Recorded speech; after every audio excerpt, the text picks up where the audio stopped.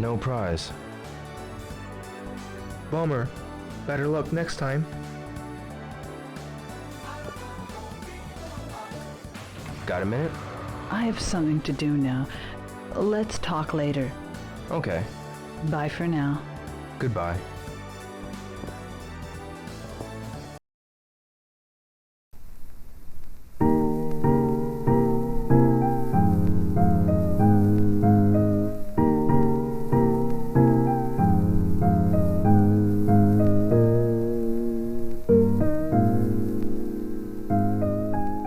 Good long evening, friends. Here's your friendly young old son. I have serious news to pass on to everybody. What I'm about to say could mean the world disaster. Could change your joy and laughter to tears and pain. It's that love in me.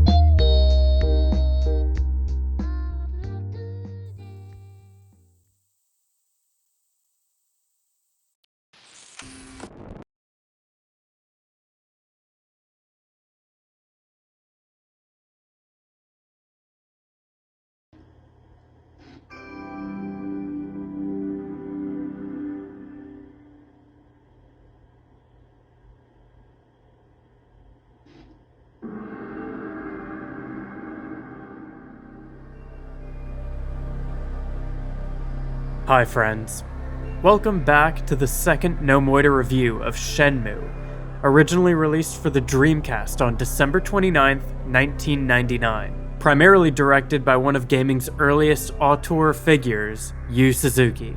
I'm your host, DJ QuickTime Event. Shenmue is the kind of game that it seems everyone has already made their mind up on. It has to be one of the most talked-to-death games of all time, to the point that contextual elements of its existence often overshadow the game itself. It's the game that killed the Dreamcast, the most expensive game of its time, the game with a story doomed to remain unfinished, more than it's even a game about anything in its own right. To a lot of people, Shenmue is kind of a joke. Technologically impressive for its time, but quickly outdated and more of a footnote in games history. The release of Shenmue 3 was especially destructive in minimizing Shenmue's legacy. I'm sure that there are new generations of game fans that only know Shenmue for being the game with the terrible Kickstarter sequel.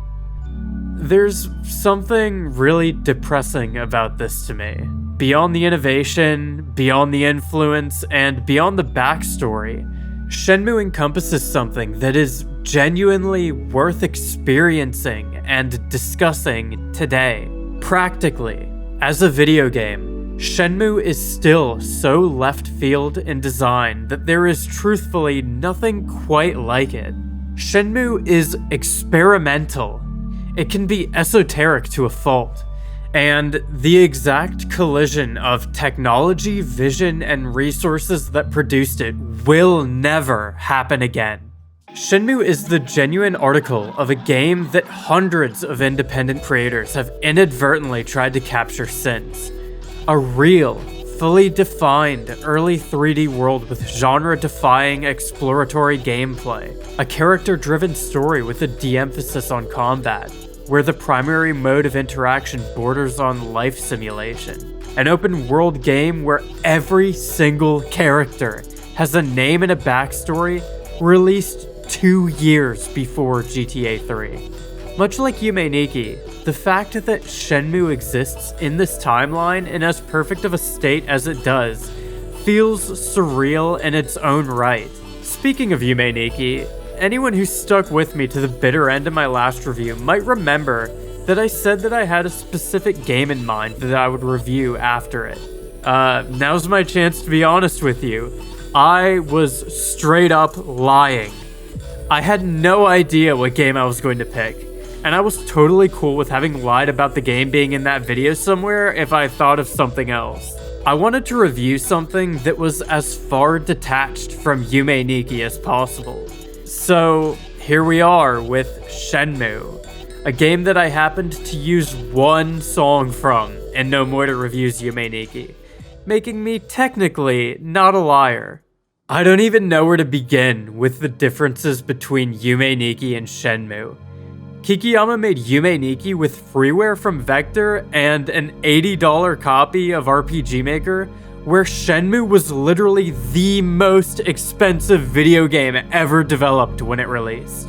Yume Nikki is explicitly dialogueless, where Shenmue is a game about talking to people. The world of Yume Nikki is uniformly formless, non-Euclidean, impossible to verbalize, where Shenmue is so dedicated to realism that they implemented real weather patterns based on period-accurate forecasts into the game. Yume Nikki displays an artistic giftedness in Kikiyama that Yu Suzuki spent basically their entire life honing. For all their differences, I still think that these games strike a similar chord emotionally in a way which you might only feel if both resonated with you. Unfortunately, Shenmue was almost tailor-made to be talked about through the lens of postmodernism, and incorporating postmodernist ideas into anything is basically a guarantee that someone will inevitably call me an idiot for not understanding postmodernism because nobody understands it. Forewarning that I'm not some wandering philosopher, I'm just a guy. Philosophy and semiotics are both endlessly deep fields that I'm not smart or well-read enough to approach from any academic perspective. To avoid being pretentious for 1 second, I want to emphasize that this video comes from a very subjective, personal perspective, and I only bring up these concepts because I think that it makes the Shenmue part of the video more interesting. My entrance into this world really begins with the work of Mark Fisher, recommended to me because of his concept of hauntology and its connection to the underlying theory of vaporwave, a long-standing obsession of mine. Hauntology is very broadly predicated on the idea that culture has lost the ability to meaningfully progress and evolve, that pastiche and cyclical reiteration of previously defined ideas define modern culture itself. Fisher specifically argues that artists have lost the ability to articulate the present because there is no present to articulate anymore. The inception of the internet has led to a loss in continuity of human culture, where the past is never really gone and the future is just a continuation of right now. Hauntology is most commonly explored through the lens of modern music. To be frank, there are countless examples of musical projects released in the past 10 years which I see as blatant evolutions of culture. Honestly, culture tectonically shifted the second Lil B uploaded his first song onto MySpace. It probably irreversibly changed the second the first person accidentally downloaded Crank That Soulja Boy off LimeWire. But I don't blame anyone for not recognizing the shift that was happening back then, especially if their lens into modern music was through the rapidly decaying scenes of rock and electronic. There is a sect of popular culture evolved in the past few years that does seem almost premonitory on the part of Fisher. Silk Sonic, The Weeknd, Tyler the Creator, Childish Gambino, Lil Yachty, Wyland, hell, even Kendrick Lamar to an extent. The idea of a modern artist evolving into an auteur by embracing styles of the past and showing a mastery of their craft beyond modern trappings feels more canonical to culture today than it ever has. More than ever, it seems like art is being pushed to earn its stripes through regression, by proving that it understands the past more so than proving that it can predict the future. Realistically, is me citing Mark Fisher in a YouTube video not also a beg to be validated by resting on the laurels of an already accepted form? This shift isn't limited to music. In a similar trend, we can see video games as a medium continually sliding further and further into mimicking more traditional forms of media. The idea of an episodic game really necessitated the internet to begin existing, but it's hard to argue that Life is Strange isn't hoping that we'll mistake it for a new Netflix series. It isn't surprising when The Last of Us is adapted into a TV series, when Uncharted turns into a movie, because we all know, really, that these games were always trying to be cinema. You can probably guess that I'm not a fan of this concept for games or for music. Yume Nikki is my favorite game of all time, in part because it could not exist as anything but a video game. It's also a game which was released for free and made on the strictest possible budget, a direct contrast to the impossibly high development costs games are beginning to have as technology advances and expectations for graphics and content are becoming nearly unattainable. As long as we're held by the prestige and glamour of traditional media, every AAA video game will be an attempt to gain the favor of the established. Because how could you pour the amount of money necessary to make a AAA video game today into something which is meant to push the envelope the other way, away from the awards and acceptance, towards unexplored territory? Shenmue's place in all of this is an interesting one, because it exists as both a regressive and a progressive piece of art.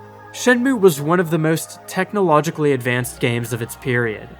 The graphics, the attention to detail, the day-night cycle, all made Shenmue the most fully realized world in any game up to that point. The gap in thematic cohesion and world design between Shenmue and, say, Driver, which released the same year, is so wide that you would think the two released a decade apart. But while Shenmue did represent a huge step forward for games technologically, it was also the biggest step thus far into emulation of cinema that any game had attempted. The tools which Shenmue used to convince us that it was more than a movie stringed together by pieces of gameplay are the building blocks for almost every mainstream game released today. Shenmue's QuickTime events exist almost as a way to justify it existing as a video game. As if Yu Suzuki was aware that through the game's myriad of long cutscenes he was diverting further and further away from something that really necessitated player intervention. Yume Nikki is my favorite game because it could not exist as anything other than a video game.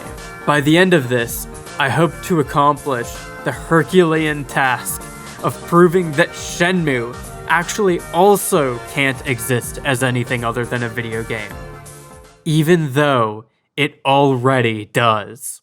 Reaching even deeper, I begin to see Shenmue as a game which is entirely, intrinsically, about and defined by time. The surface level interpretation of this statement is obvious.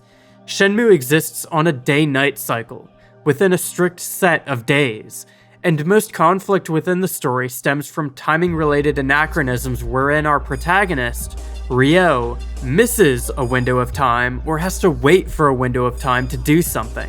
One step deeper, Shenmue is a story in large part about coming of age, cherishing time with loved ones, recognizing and appreciating the very act of existing in an epoch, both of life and of culture.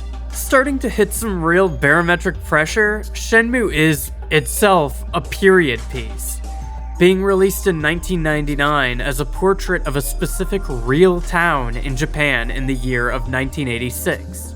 At the same time, Shenmue has retroactively become a window into the technological and artistic aspirations of video games as a medium for 1999 itself. We can take these aspirations and apply them against the real future that we now inhabit to get some idea of how successful Shenmue was progressively, and we can try to apply Shenmue's portrait of the past to our current understanding of the past to vaguely understand how successful Shenmue was regressively. What exactly is Shenmue trying to tell us about the past, its present, and our present? Based on this idea, the script for this review is broken into 3 separate frames. In the past, we'll cover the creation of Shenmue from its most canonical perspective, the practical development, the real history which the game itself is based on, and the inception of its fanbase.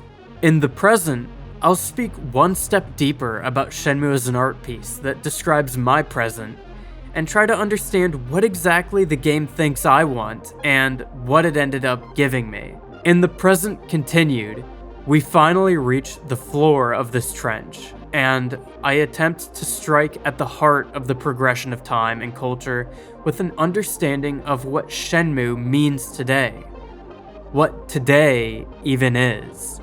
I'll tell you up front that I'm not equipped to give you answers to questions this loaded on any level other than personal, and even these answers may be temperamental. The best result that can realistically come out of this video is that I inspire you, in some way, to think about your own relationship with time.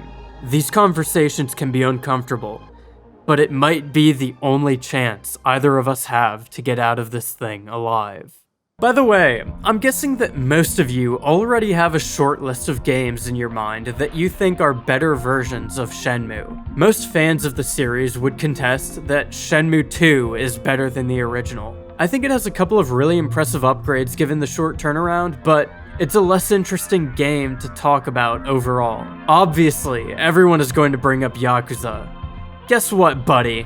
I put 10 hours into Yakuza 0 and didn't get it. I picked up the Yakuza JRPG off Steam during the most recent sale, and oh Yakuza has everything the internet loves. Anime, fight compilations, and interpersonal drama.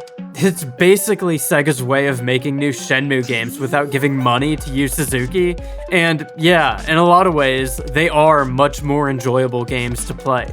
The density and tactility of the game world has been diluted, stretched out a bit, and the gameplay was given a lot more focus over whatever experiential ephemera defined Shenmue. While I think this makes for a more fun game, I don't think that it necessarily makes for more interesting art. And besides, Shenmue did it first. Anyway, I think that's about everything. Let's start back at the beginning.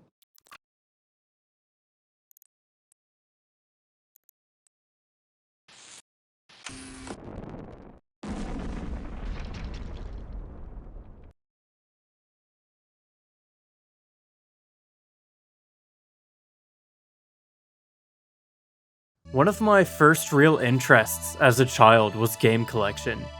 At an age where I didn't know or was too afraid to emulate games, there was something so fascinating to me about the prospect of finding these old, archaic machines that would unlock my ability to experience and understand some new sect of important games that I frequently saw brought up online. Some experiences were rarer than others, and that rarity only added to the mystique. For every dozen PS2s I found, I've only ever seen a Virtual Boy in person once. As a kid barely old enough to use a keyboard, I used to have an obsessive fixation on the cancelled Sega Saturn game Sonic Extreme. Just the idea of this unfinished, cryptic world, spoken about in hushed tones, and only understandable through low-fidelity YouTube videos was so captivating to me. The closest emotive analog I can bring up is, weirdly enough, the title screen of Tomb Raider 1. I remember trying and failing to explain this concept to my friends. This yearning, a sentimentality for a time that I wasn't alive to witness. My early fascination with this feeling is the primary reason that hearing Macintosh Plus's Floral Shop and Blank Banshee Zero in middle school had such a monumental impact on my life. It was the first time that it felt like someone else understood the appeal, the enigma of these early, endless polygonal worlds.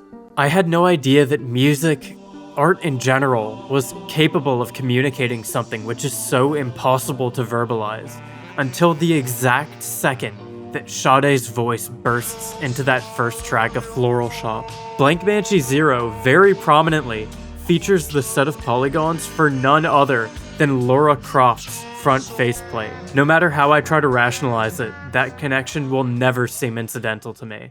Being unable to actually play Sonic Extreme for obvious reasons, I set my sights on more tangible alternatives. I specifically remember asking my dad to buy me a copy of Sonic Adventure at a garage sale, believing wholeheartedly that the game would run on our home desktop because, well, it was a CD. That was probably the impetus for my long-standing fascination with the Dreamcast. For years, I had this game that I so badly wanted to experience, that I was 1 degree of separation from having unrestricted access to, and yet that 1 degree seemed to be an impossibly wide chasm when I considered the likelihood of finding a used Dreamcast in my town.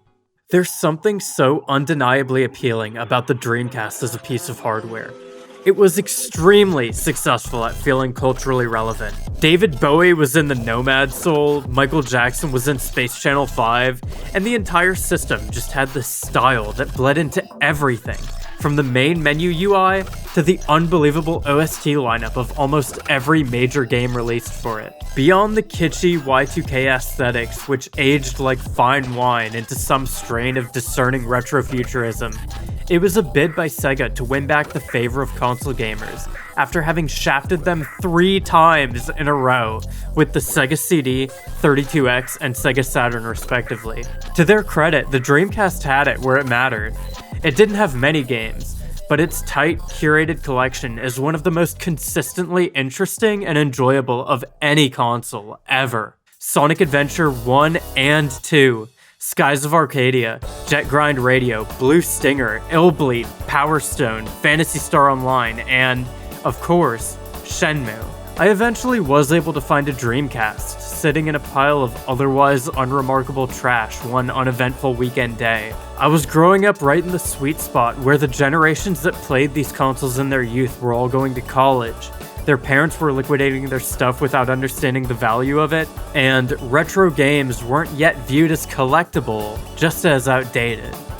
Back then, there were not 1, but 2 play-and-trade stores within driving distance of my home. We headed to one, and alongside my copy of Sonic Adventure, I elected to pick up one game which I had heard passed around casually in internet circles as one of the good Dreamcast games: Shenmue. This is all to say that my memories of Shenmue are not of me hunched over my desktop, hackily playing the game on an emulator with an Xbox 360 controller, as was probably the case for most people up until its reissue in 2018. No, my memories of Shenmue are laying in my childhood bed during cold winter nights, tangled in an impossibly dense maze of blankets, staring up at a 4x3 Fenestella into exactly the kind of early polygonal world that had entranced me for all of those years before. I remember finishing the first disc of Shenmue in one session, back when I thought midnight was too late to stay up playing games. I remember being indescribably excited to start my new job as a forklift operator, seeing it as one step further into this hazy, obtuse world, one layer deeper into the simulation. I hadn't known back then, but it turned out that what I really always wanted from video games was precisely this sensation. Not quite the feeling of being transported to another world, but the feeling of peering into some place that wasn't exactly there. I remember thinking often about what happened to Ryo's world when I switched the game off. What would happen to those people if I never loaded my save again? Would Ryo be stuck in time, doomed to never know why his father was murdered? This kind of philosophical quandary probably first presented itself to me upon inserting my salvaged copy of Chrono Trigger into my Super Nintendo and being faced with the horror that all 3 save slots were already occupied. Whose journey, whose memories am I going to erase? How long has their party waited for them to return? How did their cartridge end up in my hands? Most hauntingly of all, when is somebody else going to erase my save files? I finished Shenmue 3 times for this review. Once in middle school on a Dreamcast, and twice this year. One of these playthroughs was on the official re-release of Shenmue 1 and 2 from 2018, and the other was on an emulated version of the original game using a widescreen hack. One benefit of the re-release is that it's one of the only ways to play Shenmue where your data can actually directly transfer to Shenmue 2. Shenmue 2 never released on the Dreamcast in the US, and the first Shenmue never released on the Xbox in general, so the only way to carry your Ryo from one to the other up to this re-release was to own a Dreamcast and not live in America. When I finished Shenmue for the first time, I knew that I was saying goodbye to my Ryo and his impressive toy collection forever. This time, I'm calling the shots. On my playthrough of this port, most of Shenmue's age and atmosphere melted into the background, while its game systems and story took center focus. The sanding away of the original's low fidelity really makes it hard to tell how old it actually is. This version feels more like a video game, but a little less impressive, and a bit of the ephemera of the original has inadvertently been lost in the process. Contrastingly, my playthrough of the hacked original aggressively drives home how old Shenmue is, and its harshly aliased graphics and sound-fonted OST provide a perfect grip for the player to pull themselves into its digitized, fake world. Fundamentally, even playing Shenmue on a modern display is a bit of an abstraction, since the game was developed and intended to be played on a CRT. Without that layer of dithering, Shenmue feels even more computational than it ever could have at release. It helps a lot that the widescreen hack pulls the curtain back just a little bit to show all of the background work being done to cull models out of focus, further destroying any semblance of realism and crashing against the game's earnest attempt at immersion. Genuinely, if some studio released this version of Shenmue today, people would be going insane for it. The remaster of Shenmue kind of feels like a lot of modern remasters of games from this era. There's something lost in translation when the medium of the art itself is de-emphasized. It kind of feels like looking at a photo of a painting. While you can get the broader concept behind the piece, there's a paradoxical loss in fidelity from having all of the harsh edges averaged away, to be faced with the fact that this was made by people with tools, and a perception of the world untainted by ours.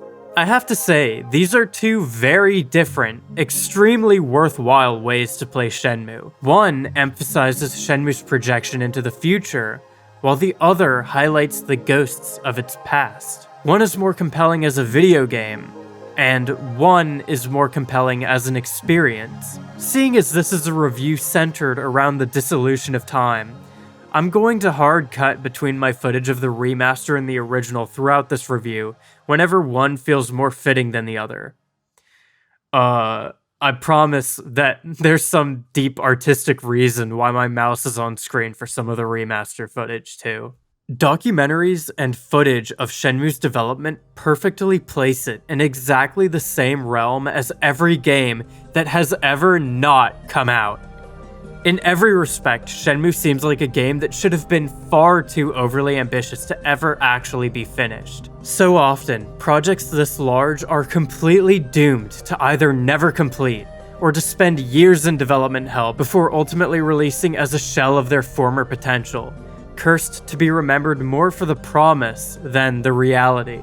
Seeing Shenmue as a real product that was sold in stores, that actually delivered on almost all of its opulent plans, is nothing short of surreal. To understand how Shenmue managed to succeed where so many others failed, we first need to understand the man most responsible for its creation, Yu Suzuki. With projects this large and teams this multifaceted, it's usually difficult to pin one person as the primary creative force behind the final product.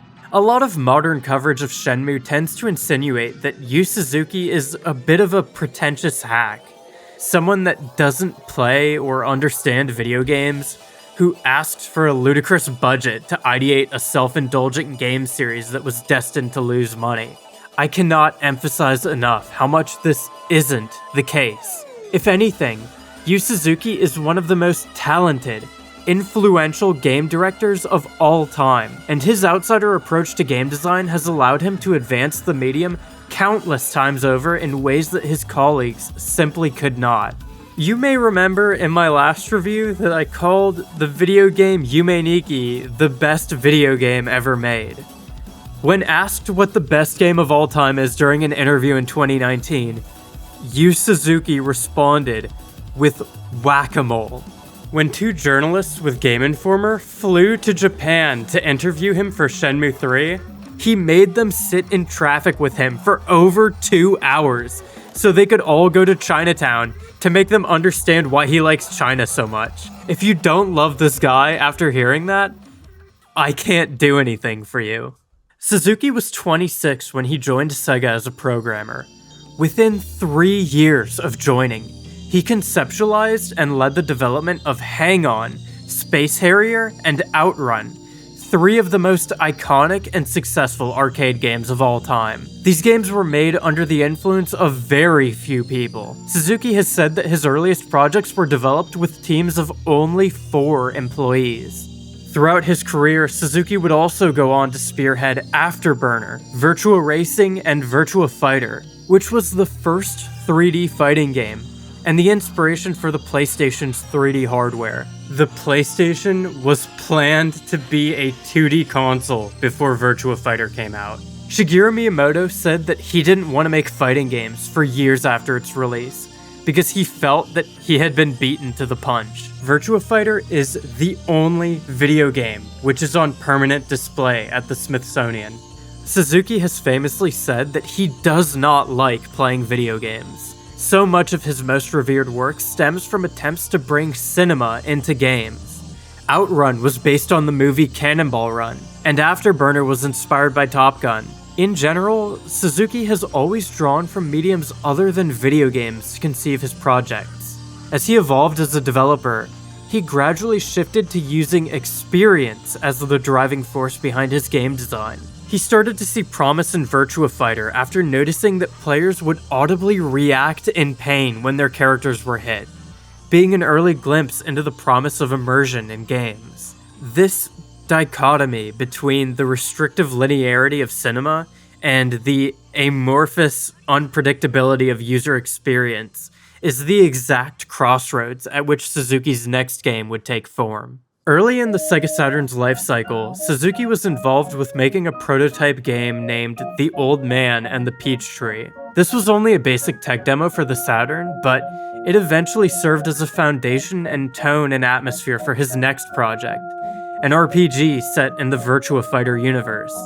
Suzuki has said that the game's core design was based around old adventure and RPG games for PCs, that it was an attempt to carry on that lineage and recapture the spark that the worlds of those games had. This Virtua Fighter RPG eventually ended up being shifted to its own IP as its scope grew. That IP was, of course, Shenmue. Given Suzuki's track record, Sega treated him as a visionary figure in their company, someone who could be trusted to deliver a success regardless of the circumstances. Maybe they didn't fully realize back then exactly what Suzuki had in mind, though. As time went on and the project became more and more overwhelmingly complex, the game shifted from development for the Saturn to being billed as the Dreamcast's flagship release. Suzuki had gone from those teams of 4 employees for his earliest work to managing 300 people for Shenmue, most of which weren't even employees at Sega. This included professionals in everything from scenario writing to architecture. To be clear, Suzuki was directly involved with basically everything, every single part of Shenmue's creation.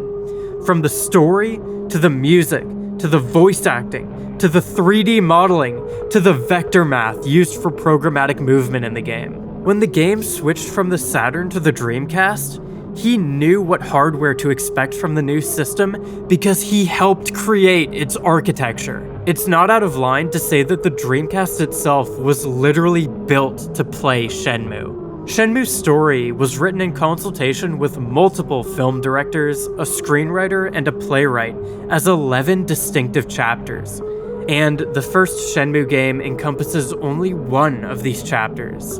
Original estimates were that the entire story of Shenmue would take roughly 500 hours to play if you were rushing through it. There are 350 characters in the first Shenmue game, voiced by over 200 professional voice actors, and almost every single one of them is gone from Shenmue's story by the end of the first chapter. Shenmue is treated so disposably that even in contemporary interviews, advertisements, and promotional material for the game, Yu Suzuki promotes the game by saying that the real story actually starts in Shenmue 2. The entirety of this $70 million, 3-disc, 20-plus hour game is a prologue. You don't even learn what the title Shenmue is referring to until a random point most of the way through the second game. If you call Shenmue 3 a filler episode, I have to wonder what you think Shenmue itself is. Also, please appreciate how baller it is that Yu Suzuki got an opportunity to make a new Shenmue game over a decade after Shenmue 2 and chose to stick to his guns and not rush to a conclusion with it. He told press before the game came out that Shenmue 3 wouldn't conclude the story of Shenmue because if he tried to condense the rest of the plot into one game, it would suck. Most of the work done on Shenmue was truly uncharted territory, and the development team was constantly trying to solve problems that had never really existed in their respective disciplines before. Shenmue had an unprecedented amount of motion capture, voice acting, and script flexibility that necessitated constant oversight and revisioning to meet Suzuki's vision. One documentary on the creation of the game shows multiple developers crowding around a Dreamcast SDK to discuss and modify the shadows and composition of a campfire in a single cutscene, after Yu Suzuki noted that the height of the flames was unrealistic proportional to the size of the logs. This was truly a turning point where the graphical realism of a game was now meeting the limitations of human design as much as it was meeting the limitations of its hardware. At the same time, Suzuki was careful to set the foundations of Shenmue's multifaceted design in extremely simple, universal terms. In writing the script for Shenmue, Suzuki explicitly chose primary themes of love and courage, because they could be understood and related to by people from any culture. The distilled meaning of Shenmue is conveyed directly in the opening cutscene of the game itself. Friendship is important. Likewise, in a very Miyamoto directing Mario 64-esque fashion, Suzuki told level designers early into development to create a town that is just fun to walk around in. Accordingly, teams from Sega went out and mapped real-life streets in Yokosuka, even speaking to shop owners and mapping the insides of individual stores. They then took these maps, found areas that worked well as game levels, and modified them by subtly shifting the layout and location of different stores to fit the objectives of Shenmue's game design. You may be surprised to learn that a lot of Shenmue's world was actually programmatically generated by AI. Forests, buildings, and even room layouts were created via seeds and constrained by parameters to always be navigable by the player, much like how Minecraft would handle world generation roughly a decade later. The weather effects in Shenmue are also handled by an algorithm, one which enables different skyboxes and rain or snow effects that mesh seamlessly for any type of day. While it is true that the dev team implemented real historical weather data from Yokosuka for the dates that the game takes place, they ultimately decided to curate the weather of individual days throughout the game to provide a more consistent seasonal progression. For instance, to make it snow on Christmas. The absolute craziest aspect of Shenmue's development is the organizational methods used by Yu Suzuki to keep the team on track. Lightweight software development methodologies weren't as widespread during Shenmue's development. The Agile Manifesto was written in 2001, and while there were methodologies predating Agile, there wasn't much in terms of project management software like there is today. Hell, Git didn't even exist until 2005. Shenmue's moving pieces were kept track of by literally using an Excel spreadsheet. To quote Yu Suzuki himself, "We managed this project by essentially distributing sheets of paper." Suzuki started his career as a programmer and seamlessly became an unbelievably effective director on one of the largest game development projects of his time, while using the most rudimentary management tools available. And not only that, he was able to deliver a product that actually blew people away, that was still weird and progressive and boundary pushing, despite all of that pressure. During the promotion of Shenmue, the game was marketed as being part of an entirely new genre of video game. Free, standing for Full Reactive Eyes Entertainment. People often call Suzuki pretentious for this, but third-party contemporary coverage of the game prior to its release at times insinuated that Shenmue was not even a video game, that it was a new form of media existing between games and cinema. One of the primary questions surrounding Shenmue's release, posed by critics and fans alike, concerned whether it should even be grouped together and talked about in the same breath as other video games. It's a fair enough question. It feels weird that this thing is in the same medium as, like, Duke Nukem 3D. It's so detached from the idea of fun that a game would normally generate. Of course, looking back, it's easy to say that Suzuki made the right call to reel people's hype in by insisting that Shenmue sits firmly in the realm of games. And in reality, even today, it's hard to classify Shenmue within the bounds of a traditional genre. Calling it an adventure game feels like a cop-out. The closest classifier might be slice of life, but even this isn't really a genre that's often associated with video games.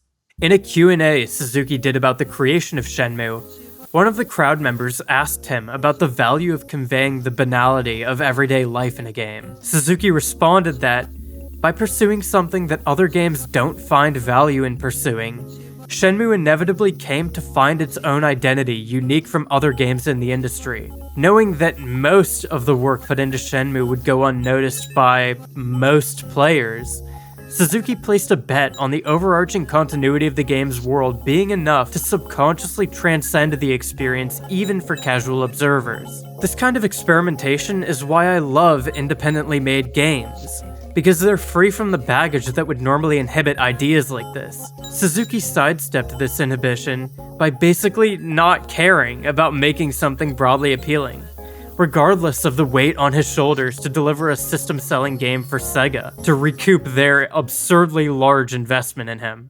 Shenmue's obsessive detailing of every minutia of life in its small portside town constitutes an equal volume of content to any open-world AAA game. The foundational difference is the choice to strive for depth over width.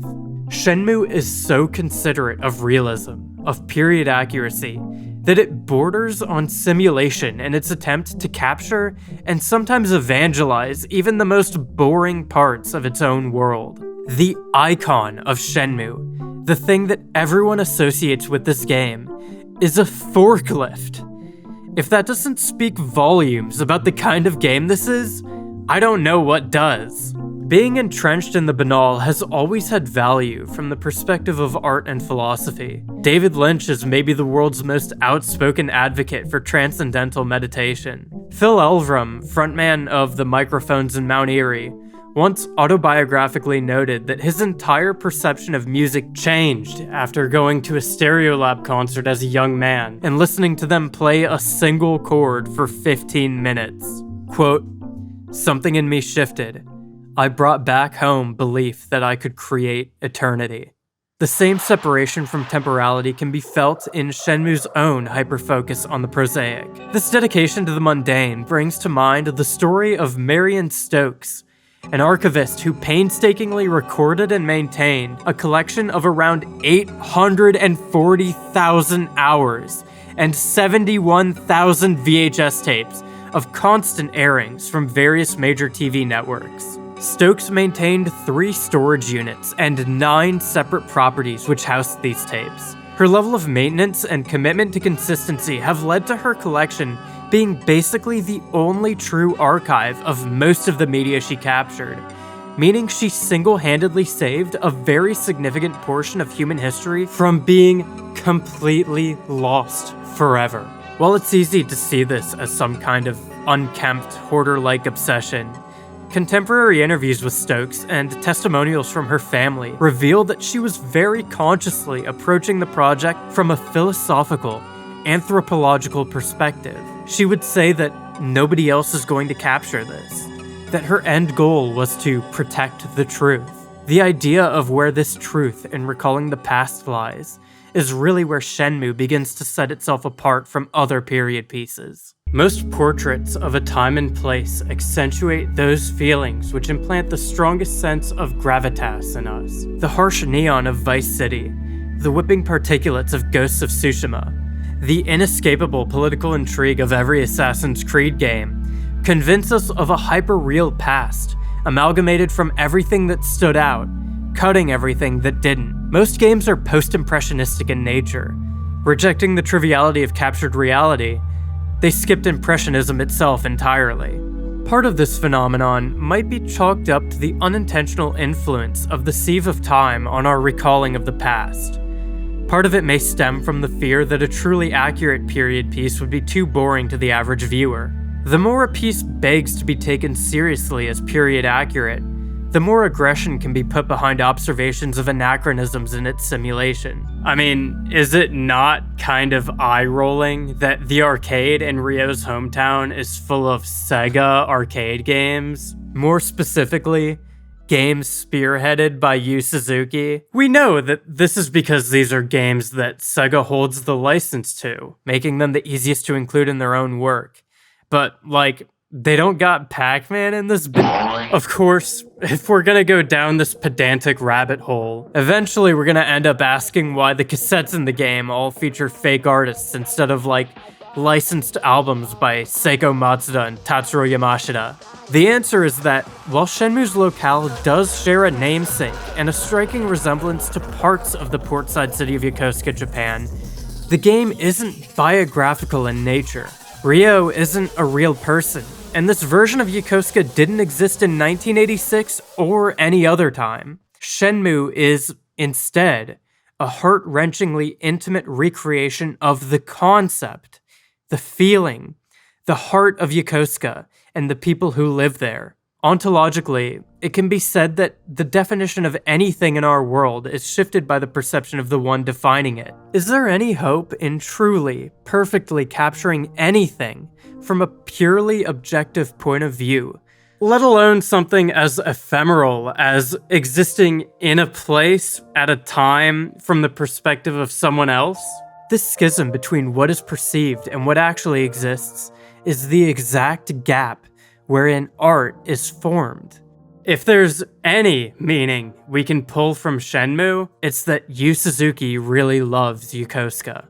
Upon release, many were surprised at the fact that Shenmue takes place in Yokosuka. In 2000, there were less than 500,000 people living there, and it was only the 38th most populated municipality in Japan. The fact that a game so expensive and so internationally marketed takes place in such a fairly obscure city was a confusing choice even to locals of Yokosuka itself. That Yokosuka was chosen as the setting for Shenmue does hold implications for the game's plot though, in many ways. In fact, Yokosuka is an insanely historic city to Japan from one specific perspective: the decreasing isolation of Japan from the rest of the world.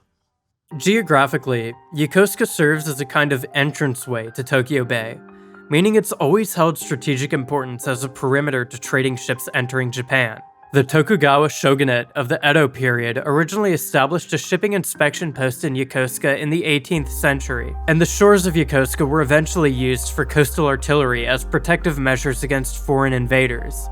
William Adams, the first Englishman to ever see Japan, ended up settling in Yokosuka as a Western samurai after the shogun forbade him to leave and declared him reborn under the name Miura Enjin. Even today, William Adams is revered in Yokosuka as the blue-eyed samurai, and his grave still exists in the city as a monument to him. A best-selling novel named Shogun was loosely based on Adams' life and released in 1975. The novel quickly became one of the most influential pieces in generating interest about Japan's history in the West. One editor estimated that 20 to 50% of American students taking college-level courses about Japan in 1980 had read it, right around the start of the events of Shenmue. Around 250 years after Adams first stepped foot in Japan, the United States Navy arrived in Yokosuka to a very different effect. Naval Commodore Matthew Perry forcefully landed his fleet of 4 ships in Yokosuka after threatening to burn Edo to the ground if he was kept from porting. The purpose of his arrival was to initiate a trade deal between Japan and the US. He would return a year later with 8 armed ships instead of 4, declaring that they would not leave Japan until a treaty was signed. These vessels would go on to be known as Kurofune, or the Black Ships, because of the intimidation and fear they instilled in Japanese citizens. Of course, the shogunate had no option but to comply, and thus the signing of this treaty would mark the end of a roughly 200-year period of isolationist foreign policy in Japan named Sakoku. After this point, Yokosuka transformed from a quaint fishing village to the site of a naval arsenal and shipyard in an effort to more strongly protect the country from foreign invaders. Following World War II, the United States would annex Yokosuka's naval base and use it as a point of operations for the Korean War and the Vietnam War. Because of this, Yokosuka became the site of many anti-war protests starting in the 1960s.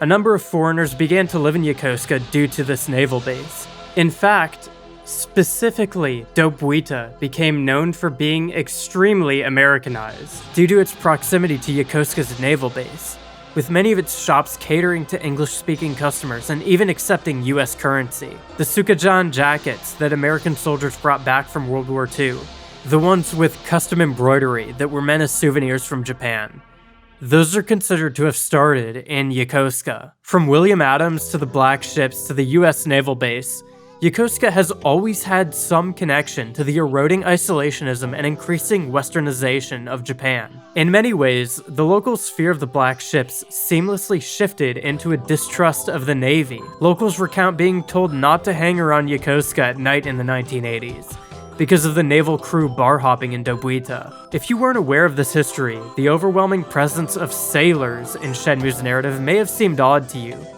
Though never directly stated, it's pretty clear that these sailors are supposed to be foreigners stationed in Yokosuka. Regardless of the perceived danger, some locals seem to miss the chaos and noise of this period. Yokosuka's population has been steadily declining for years now, and places like Dobuita are described as noticeably quieter than they used to be. While the naval base still exists, Yokosuka is no longer the hotbed of activity that it was in 1986, the year in which Shenmue's story begins. While I've framed a lot of the forceful westernization of Japan as negative, there are many in Japan that feel the exact opposite. Shenmue seems to be a game that revels in the diversity of its setting, effectively framing Yokosuka as slices of both traditional and modern Japanese living by cutting its game world into disparate sections. Much like Yokosuka, Shenmue itself is a game that is as westernized as it is traditional, a game that allures foreign audiences by seemingly offering a rare glimpse into the less fanaticized lives of average people in a distant locale, while also having the global awareness necessary to avoid alienating them. This game really had something for everyone, all over the world. It's no surprise that a fan base formed under it before it even had a chance to fully reveal itself. The fan community for Shenmue is pretty interesting. From the very beginning, live Shenmue events were streamed online, and BBS channels were used to allow people to talk about them as they were happening, which was insanely forward-thinking by late 1998 standards. There are a few months of conversation here that are literally pre-2channel. There's a flash of footage from the BBS board and one documentary about Shenmue which is so enticing. I would love to be able to read an archive of this stuff, but obviously it's lost to time now.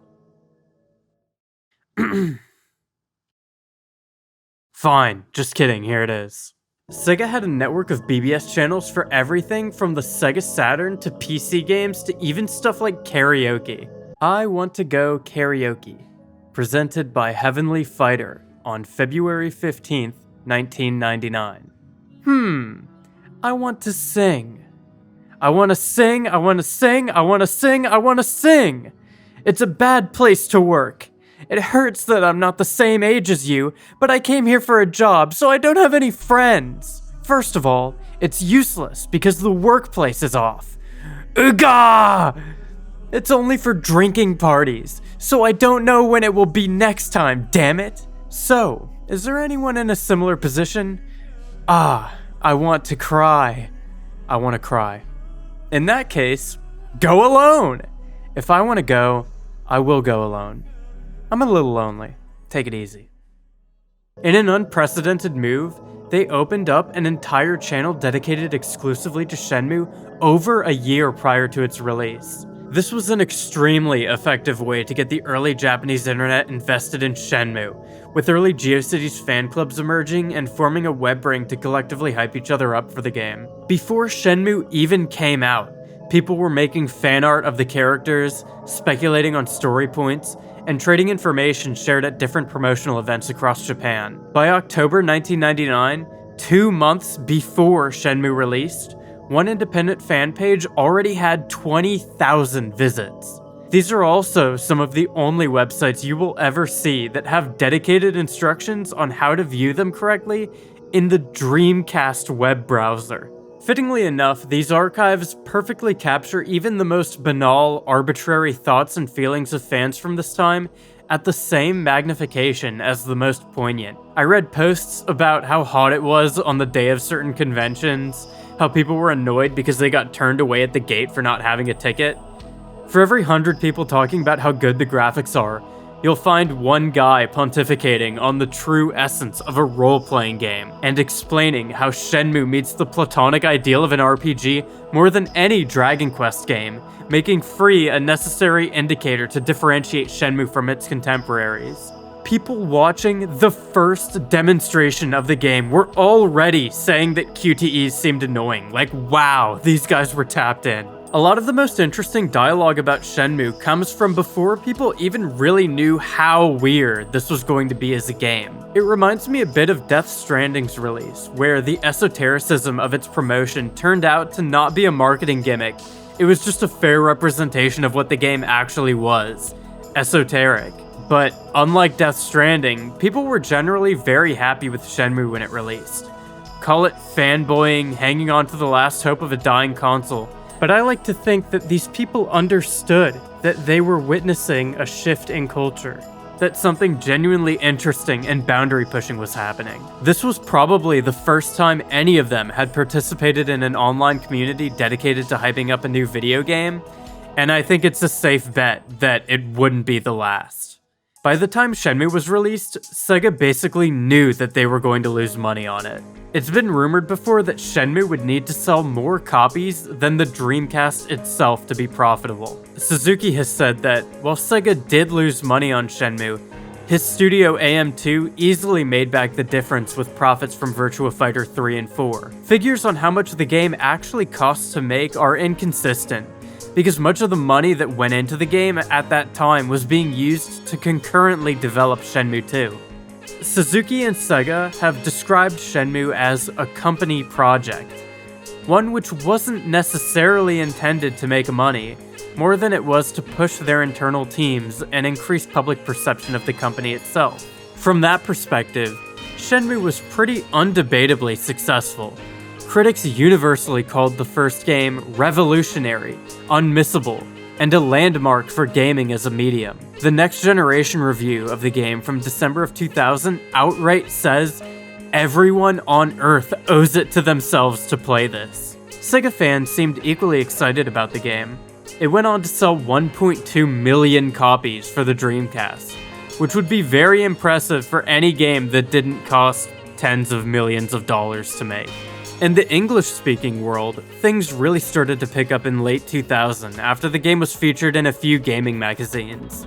One of the earliest Western fan sites for Shenmue was Rio's Place, spearheaded by Chicago-based fan Andy Bandos.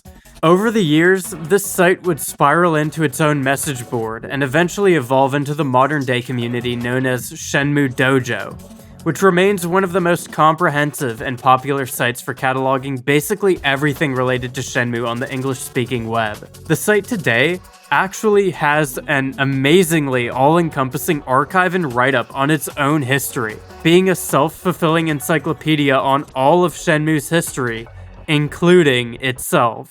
It really is anthropologically impressive and very appreciated that a community is willing to be as self-cataloging as this. Half of the archive digging I have to do for these videos could be eliminated if regulars were this on top of valuing their own history. I was really interested to see what kind of fan game projects have been completed for Shenmue. It's the type of game that inspires a lot of people to make fan content, but it's also the type of game that is very hard to independently replicate, for obvious reasons. There are a ton of incomplete fan projects for Shenmue from over the years, most of which never got far past their initial conception. While the two fan games I'm about to go over might seem like odd choices, I promise it will make sense by the time we're finished with them. Shenmue 0 was a fully 3D fan prequel to Shenmue that was created over the course of 3 months in 2003 by someone going under the pseudonym Yusaku. To call the game complete is a bit of a stretch. The creator themselves returned to upload a full playthrough of the game in 2021 that's less than 20 minutes long. And there are multiple points in the game where you're basically left directionless to wander the barren earth. I feel very confident that this is the kind of project that anyone can get behind though. Some 19-year-old kid had the ambition to make their own version of Shenmue, enlisted a bunch of children with Walmart headsets to voice act in it, then gave up after a few months. There is something genuinely impressive about this, especially when considering the limitations of the tools used. They made custom music for the game in MTV Music Generator for the PS1. They made custom 3D models, they wrote their own story for the game, and they managed a small team of fans to actually voice act a semi-coherent story, all in 2003, completely over the internet. This wasn't even made in Game Maker, it was made in Dark Basic. If you don't recognize that name, there's a reason why. Hey Rio, I bet you can't ever be as good as your father. Nobody can do that, except for me. Oh my god, shut up! Hilariously enough, people on Shenmue Dojo flamed this game when it came out. I genuinely expected people to respect the ambition and work put into a free project like this, but I guess I trust the internet too much. In the words of maybe the most poignant comment I've read today, if anyone could contact Yusaku, we should give them support to finish the project. It would kill some time until Shenmue 3 at least. Dated June 17th, 2003. Thankfully, Yusaku didn't let the hate stop them, and they went on to make a ton of other fan games that I need to check out at some point. It is such a privilege to have access to stuff like this today. For years, Shenmue 0 was borderline lost media, until it picked up a bit of attention in 2018 because of a video by the YouTuber Austin McConnell. He talked about how he used to go on Shenmue Dojo and, oh, by the way, he voiced Ryo in this game! The kid that voiced Ryo in Shenmue 0 is a YouTuber with over 1 million subscribers now. There's something genuinely endearing about that to me.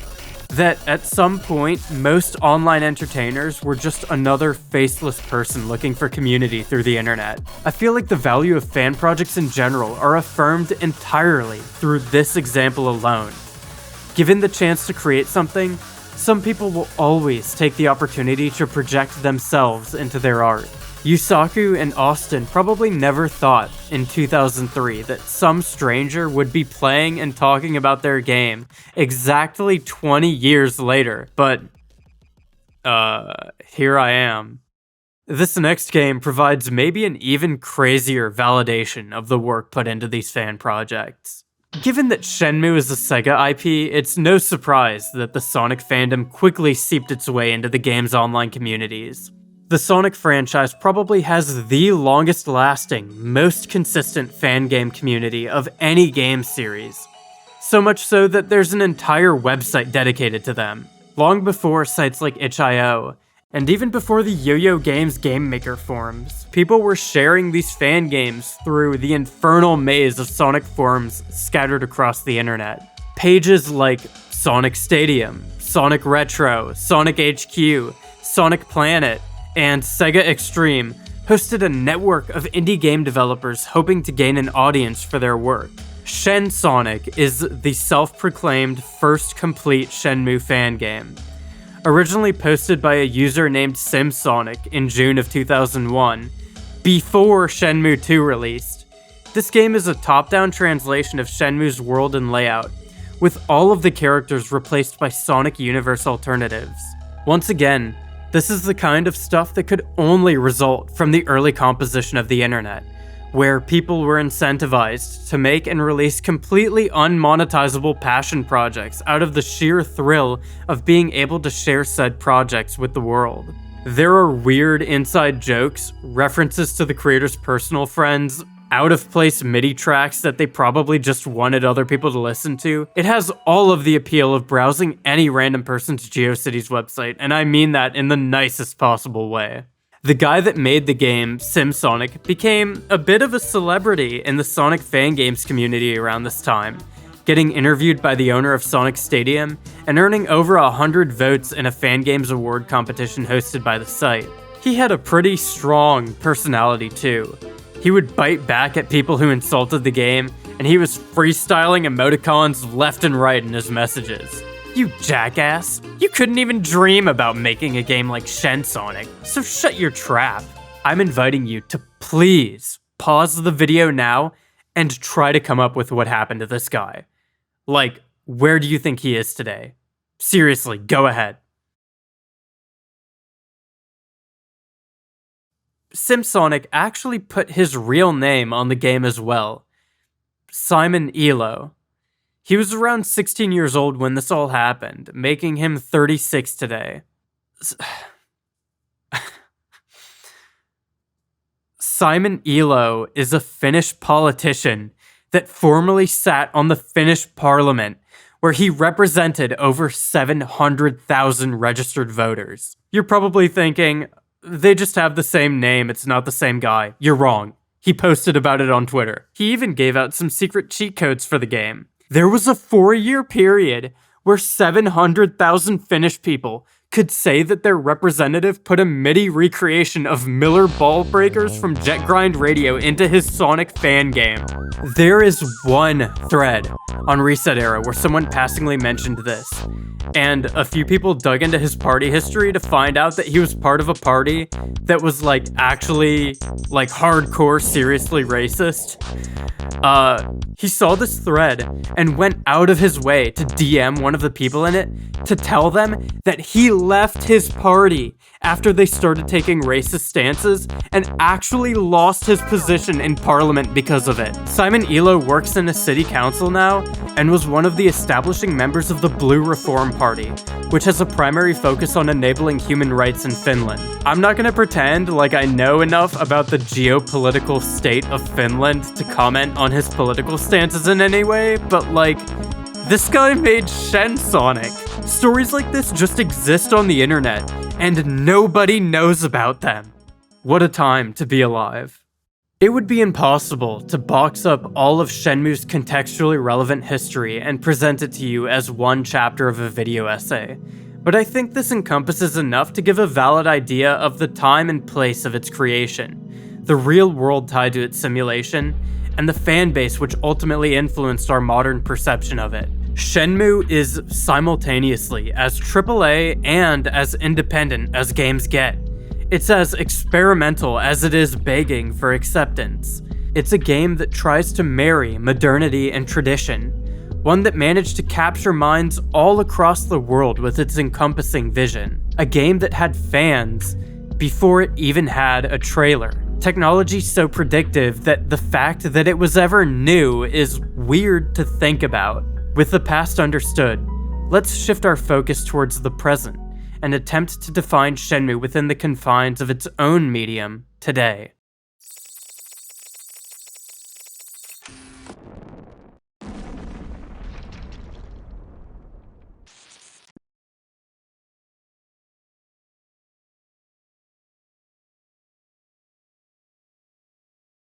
Now that I talked about Shenmue, I finally feel equipped to talk about Shenmue itself. It almost feels strange to view Shenmue in its totality as a game. There are definitely game segments, like the fights and the forklift races, but what kind of game design principles are we supposed to apply to the vast majority of the game, where Ryo is basically just walking around and looking at stuff? Something that stood out to me on my recent replays of this game is that there is no tutorial, and basically no direction past the 7-minute introductory cutscene. Ryo gets up, he's in his bedroom, and everything is in your hands now. Very Kikiyama-esque. You'll only find out that Ryo plans on avenging his father by listening into his conversations with other people or by dialing the police at the start of the game, which causes Ryo to act against the player, with the implication that he's taking matters into his own hands. Ryo will die if he doesn't follow his conviction. Literally, Lan Di comes back and kills Ryo if he doesn't leave for Hong Kong by April 15th. Ryo doesn't know this though. This bad ending is a means of motivating us, not him. Realistically, running out of time could have just resulted in Ryo giving up and living a peaceful life in his hometown, which would have been a much more poignant ending that both made sense as an honoring of his father's wishes and catered to the desires of players that reached it. Instead, this ending is an explicit signal that we are not the protagonist of this game. We don't decide Ryo's path.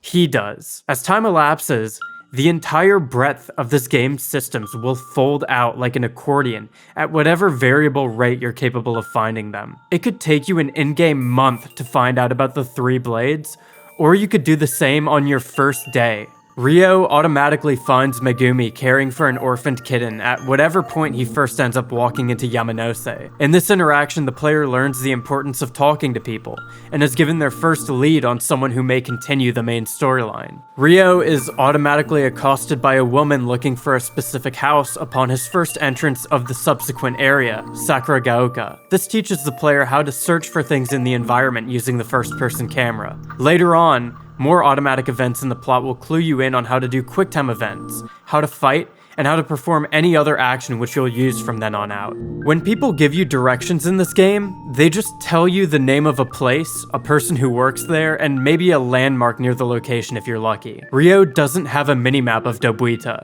You have to find a real map located in the town and manually scan it for whatever name was mentioned. Some places aren't on the map.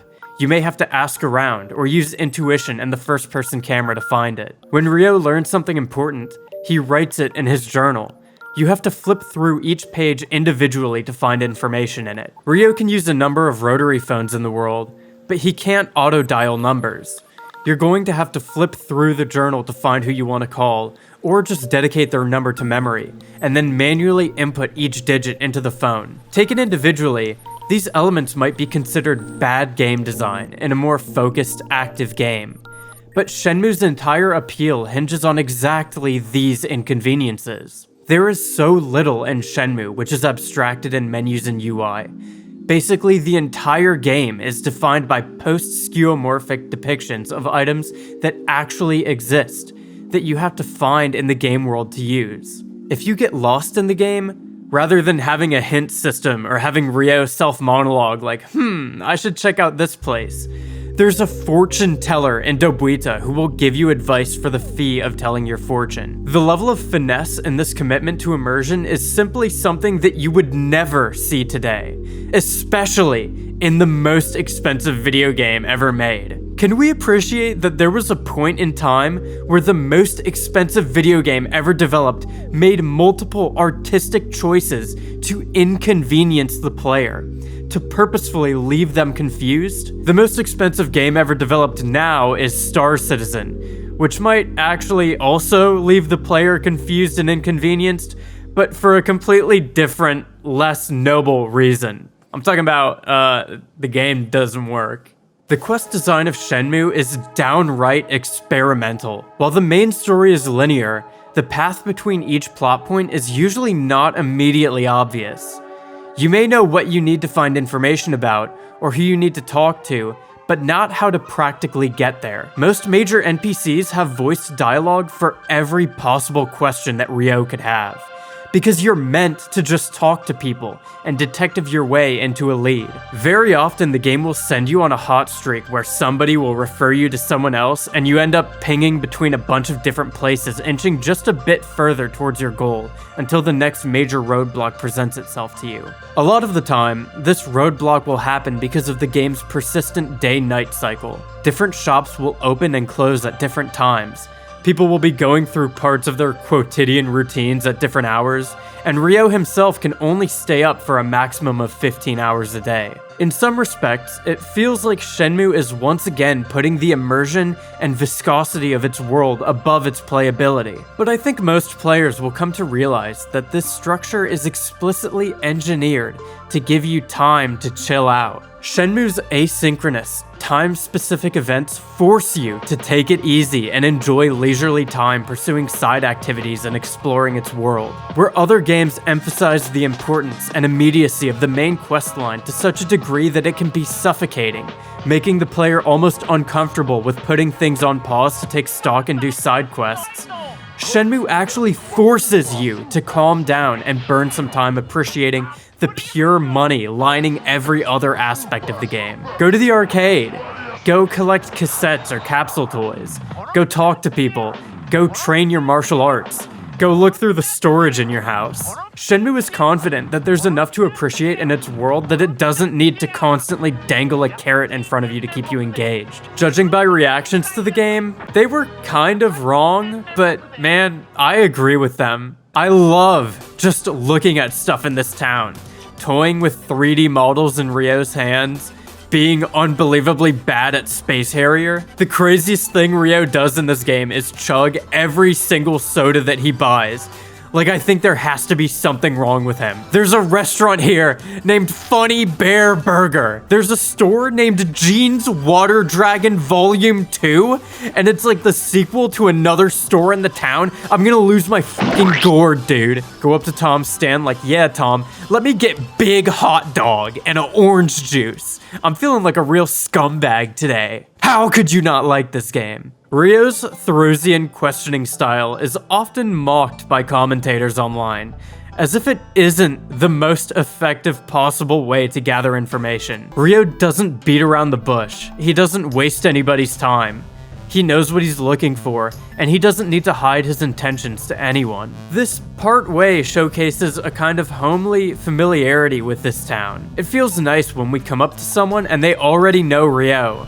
They positively judge his character, and they do their best to honestly provide him information. The fact that Ryo asks to use someone's motorcycle at 1 AM and they don't even question it, they just give him the keys without hesitation, says a lot about his reputation in this town. You would think that Ryo wouldn't know how to ride a motorcycle, but then you remember that he grew up next to an arcade that had a hang-on machine in it, and everything starts to click into place. Of course, if you played this game in English, then there's another layer to this discussion. For some reason, Yu Suzuki requested that all of the English voice actors for this game be from Japan, famously leading to almost every English voice actor in Japan being involved with the project. The translation of this dialogue was done pretty badly, meaning that foundationally these people were working with bad scripts, but even that can hardly excuse the final product. The voice work is just so disorganized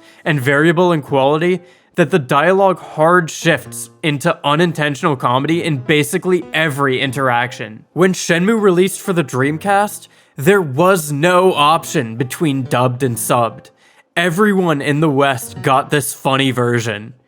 This is some Deadly Premonition, David Lynch shit, and honestly, I think it makes the game way better. I only play this game dubbed. It adds so much weird charm to every stupid conversation and just makes the game wildly more entertaining to play. It doesn't help that Ryo operates like the Terminator.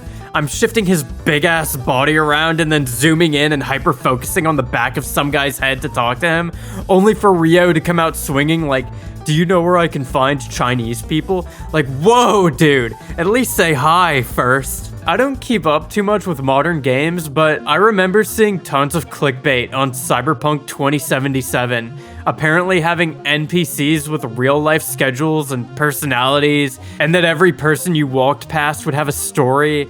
And I'm starting to realize everyone just wanted out of Cyberpunk what Shenmue had already done over 20 years ago. The tenets of immersion that everyone is clamoring for in open-world games already exist in a game that came out for the Dreamcast. Likewise, the story of Shenmue is surprisingly non-linear for its scope and breadth of content. You're only likely to notice this after having played through the game multiple times, But there are a handful of crossroads in the game where your next lead could come from a couple of different sources. Talking to different people can evolve into different leads that turn into miniature detours towards the same end goal. And the entire intricate clockwork of the game world bends to accommodate it. Generally, all players will go on roughly the same mission, starting with inquiries into the vehicle seen leaving the Hazuki residence.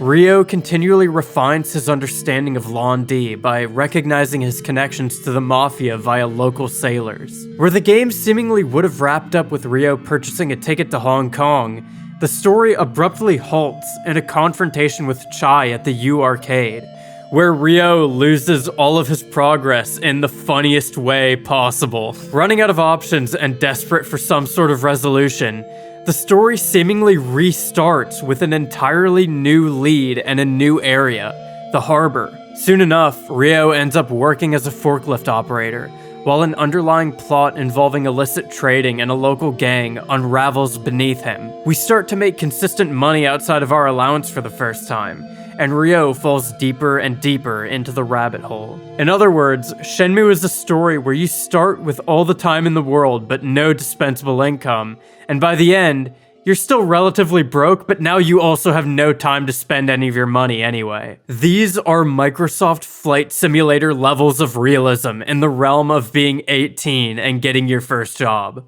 You really just stumble into the end of this game. Ryo gets fired from his job one day, and everything snowballs from there. There's a removal of player agency towards the end of Shenmue that prevents us from being able to say goodbye to anyone, where we're locked into a linear sequence of events long before the final act. Even before this, free time is gradually taken away from the player as we're forced to work a day shift at the harbor, and then forced to loiter in the area until nightfall to gather info about the Long Jia. You're likely to not realize that the game is about to end until it's already too late to stop it. In a very poignant way, you don't realize that the good times have passed until they're already gone. For some reason, it hurt a lot more to learn that Tom and Nozomi were leaving Japan than it did to learn that I was. It truly feels like the end of an era. Like, even if I return to this place, it won't be the same as it was. Ryo won't be the same. I almost got the impression that Shenmue rushes the ending because it knows that, given the opportunity, I would prolong Ryo's departure for as long as I feasibly could to avoid saying goodbye to this town. Once again, just like the beginning of this story, the end reminds us that we are not the ones leading this narrative. This is Ryo's journey, and we're as helpless as anyone else in the game to prevent him from charging forward into the future. The most contentious balance that Shenmue has to strike is finding exactly how much we should sympathize or agree with Ryo's conviction. There are hints of doubt sprinkled into the dialogue. Nozomi has been secretly crying over the danger Ryo is subjecting himself to. Master Chen tells Ryo not to waste his life on revenge. Ine despondently begs Ryo to return to school and continue his studies. Only the most interested players will end up finding a photo of Ryo with his school friends, subtly drawing attention to the drastic shift between the Ryo we know and the Ryo who existed before Shenmue. In his dying breath, Ryo's father tells him to keep the ones he loves close. And yet, we barely see any of these friends throughout the entirety of the game. Ryo stops going to school at the beginning of this story, and he ends up getting his friend kidnapped and his coworkers beaten up by gang members. He basically does the exact opposite of his father's dying wish. At the same time, this game is in love with the platonic revenge drama of Hong Kong cinema. Yu Suzuki traveled to China for the early development of the game that would become Shenmue, and he described the project in its totality as pure romanticism towards the Chinese continent. Shenmue 2 begins with Ryo getting off the boat to Hong Kong, after which he immediately gets racially stereotyped by a group of people gambling in the street. Here's our powerful challenger, the samurai boy from Japan. That's strange. I thought all Japanese were either Suzuki-san, Sato-san, or Tanaka-san. And then he gets robbed. I guess the rest of the game makes China look cool though. It's not hard to see movies like As Tears Go By, or most of Bruce Lee's filmography as being inspirations for Shenmue. Ryo is a character that leans heavily into a stoic, masculine archetype, which paints his quest for revenge as always morally righteous. There isn't even one moment where he questions his own resolve, and almost everyone that tries to reason with him is treated as infantile, childishly innocent for not understanding his compulsion for revenge. The pain inflicted on them seems tertiary to what actually matters, avenging Ryo's father. Put yourself in Nozomi's shoes. How would you react if your friend's dad was murdered and he effectively dropped out of school to go to another country with no money and kill someone? Ryo is being completely insane, but playing Shenmue, it never feels like it.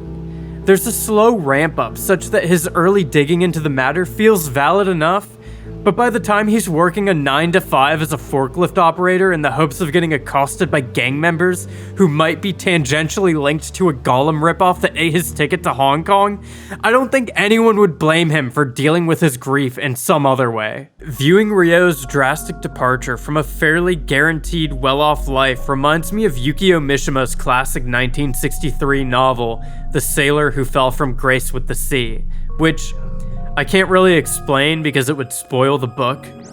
I understand that statistically, most people will not entertain the desire to live an unordinary life. I think the desire lives in everyone, though. Every young person around Ryo's age has had the urge to forge their own path in life, to actualize their dreams for the future, to stop being an accessory to their parents. I'm sure that everyone considered running away from home at one point. Maybe this sympathetic lens is part of why it's easy to not hold Ryo accountable for his actions. He's not only following his heart, he's actively locking himself out of having a normal life with every step deeper he takes into the underworld. The oddest choice in the development of Shenmue's narrative is that, despite the obvious subtext that Ryo is in the wrong, he is consistently validated for ignoring the advice of others and sticking to his plan. By the end of the game, Master Chen went from advising Ryo to let his hatred go at every encounter, to actively paying for and setting up Ryo's trip to Hong Kong. Ine gives Ryo pocket money for his trip. Nozomi says in their last encounter that her only regret is that they didn't have more time. Is it really responsible for everyone to give up on trying to stop him? Is the game subtly insinuating that Ryo was always in the right? Towards the start of the game, when asked if his investigation is related to his father, Ryo replies with an immediate and certain yes. By the end, all he can muster is a sure, as he tries to push past any logic preceding his goal. By the end of Shenmue, is this really about his dad at all anymore? I mean, there is a facet of Ryo's journey based in the longing to understand more about his elusive father. I think that a lot of people have a similar relationship with their father to Ryo, only getting bits and pieces of history from their life via weird, offhanded mentions of periods they've lived through. I guess your level of interest in your parents' life really depends on how much you look up to them. I don't need to tell you that Ryo's father was obviously the most important person in his life. Iwao leaves a final note to Ryo that reads in part, "Those who follow the path of the warrior must be prepared to die in order to stand by their convictions. That is how I lived my life." I think this spells out a lot of the underlying psychology of Ryo's determination. He solves basically every conflict by being stronger, having better instincts, pretty much exclusively being a better warrior than his adversary. Shenmue is a story of masculinity, and of Ryo proving himself to be a worthy successor to whatever unknown legacy his father left behind. Shenmue 2 is a lot less archetypal in this sense, and it forces Ryo into a more nuanced, contemplative perspective on his journey through interactions with a leading female cast of characters. Zhu Ying, Guizhong, Joy, and Shenhua pretty effectively deconstruct Shenmue itself to force Ryo into a more all-encompassing, pragmatic understanding of the purpose of his journey. Learning that your role model killed someone is already a pretty strong impetus for a story, and the game builds on this premise with two concurrent narrative threads, wherein we learn more both about Ryo's father and the man that killed him, in the hopes of eventually understanding where the two connect. In the same way that Iwao continuously haunts the world of this game, I really love how Lon D looms over every event in the story as this larger-than-life, all-powerful villain. Ryo has difficulty fighting and is occasionally beaten by people who speak of Lon D in hushed tones. People who are so far down the chain from him that they don't even know his name. Past the introductory cutscene, Lon D is basically absent for this entire game, and yet his presence is felt so potently in every narrative beat. The first Shenmue lets you in on surprisingly little in regards to who Lon D is and what his intentions are. At most, we get some vague speculation that he's trying to secure 2 mirrors to enact some cataclysmic power move on the world. The possibility that he's operating on an extra spatial level of evil when we're literally still in high school and are very much bound by the rules of reality presents an insane power dynamic that makes it feel like Lon D is barely even a real person as much as a concept, leaving a trail of destruction as he glides across a world that we're forced to claw every inch through. At the same time, Lon D is very much on a journey that parallels our own. After his father was murdered, he traveled from China to Japan to avenge him. It just happens that the man that murdered Lon D's father is, well, Ryo's father. I think that were we able to see Shenmue as a complete story, it would probably eventually be revealed that the point is that Ryo is wrong, that stoicism and revenge are equally incongruent and pointless extremes to guide your life by. The orphaned cat in Yamanose is a borderline insultingly obvious allegory for Ryo. Their parent was killed by Lon D on the same night as his, and they spend most of the game injured in the same way that Ryo has been emotionally damaged. Notably, the cat will only get better with the help of other people. If you feed and visit it regularly, its injuries will heal and it will move on from the shrine. Left by itself, the cat will eventually disappear. Whether it survived or not is left up to the player's imagination. Healing and growing can't be done alone, and yet, Ryo seems certain that he is completely self-sufficient. One of the most interesting character dynamics in this game is between Ryo and Nozomi. Despite the obvious signals from Nozomi, and the way that she is just unabashedly a good influence on him, Ryo completely shuts down any intimacy between them in every encounter they have. It's crazy that this is a game where the protagonist and the romantic interest become a missed connection because of the protagonist's social incompetence. Really, taking a step back, Shenmue does not paint Ryo in a very good light at all. He's impulsive, immature, bad at opening up, and stubborn. He also seems certain that the only way to resolve his feelings is to avenge his father, perpetuating the exact destructive cycle from Lon D that his own father evidently began. Assuming this is what Shenmue is going for, and it wasn't meant as a stupid revenge story where Ryo kills Lon D and wins, Ryo's behavior in this game really serves as a perfect depiction of the struggle of every young person to find identity and purpose. Shenmue is a coming-of-age story, set in a simulated portrait of one city's microcosmic depiction of the westernization of Japan. Of course, this obsession with realism can only be so effective, and can only match reality for a limited period of time. Baudrillard used the Lascaux caves in southwestern France as a way to exemplify an obsession of modern faculties with the conservation of reality.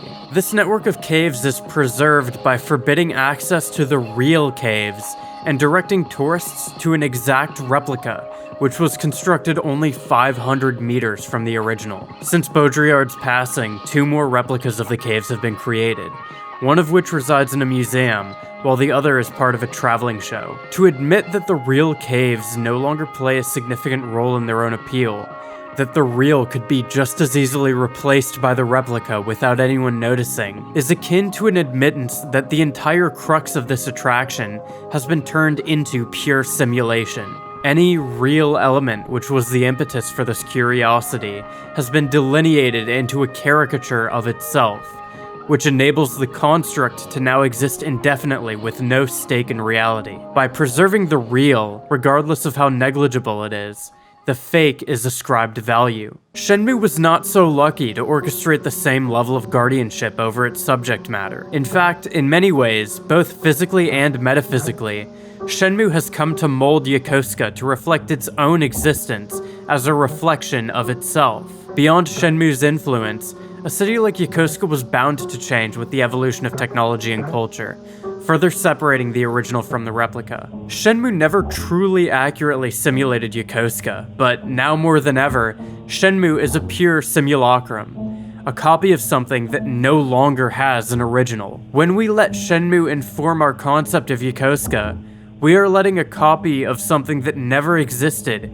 shape the conscious form of something that does, and suddenly, Yokosuka is the one that's copying Shenmue, not the other way around. In this way, Shenmue has gracefully transitioned from a second stage symbol, which we perceive as a perversion of reality, to a third stage symbol, which masks the fact that it has no relation to reality at all, that there is no original to compare to. Predictably, Shenmue's world straddles an uncomfortable line between attempting simulation and admitting simulacrum. A massive proportion of the square footage of this game is dedicated to areas that Ryo simply has no reason to ever interact with. Most players will spend almost no time in Yamanose or Sakuragaoka beyond their first exploration of the area, and Dobuita is filled with enterable restaurants and buildings that are beyond unessential to the plot of the game. In a way, this helps to mask the important areas by drowning the player with options, allowing the game to subtly override the player's intuition to gravitate towards places that the developers obviously spent more time on. It also falls in line with the overarching ethos of Shenmue itself, to operate even when the player doesn't care, to envelop them in the sensation of a living place. Over and over, this game loves to subvert expectations by punishing the player for assuming it operates under normal game logic. I'm sure almost everyone went to the wrong warehouse number 8 in the harbor, before being told by some random worker that they're actually supposed to go to a different warehouse with the same number on the other side of the map. Tom tells you to talk to a worker in Global Travel Agency very early on in the plot, only for Ryo to end up going to a second agency in Dobuita for his ticket to Hong Kong, one that you might have never even noticed. This game has an entire arsenal of Chekhov's guns that it's constantly setting up, only to never pay off on any of them, because that's how real life works. Shenmue cares so little about you as an observer of this world detached from Ryo that it constantly adds characters with absolutely no formal introduction, because Ryo has already known these people for his entire life. We do not need to intervene in Shenmue's world for its story to take place, and we realistically feel almost no power or importance as an outside force. This is the most foundationally upsetting part of playing Shenmue. Presented with a groundbreakingly real world, we are only allowed to do everything impermanent. Waste money, play games, make small talk with people, constantly reminded that the locus of control is not in our hands. A chilling uncanniness washes over the world of this game.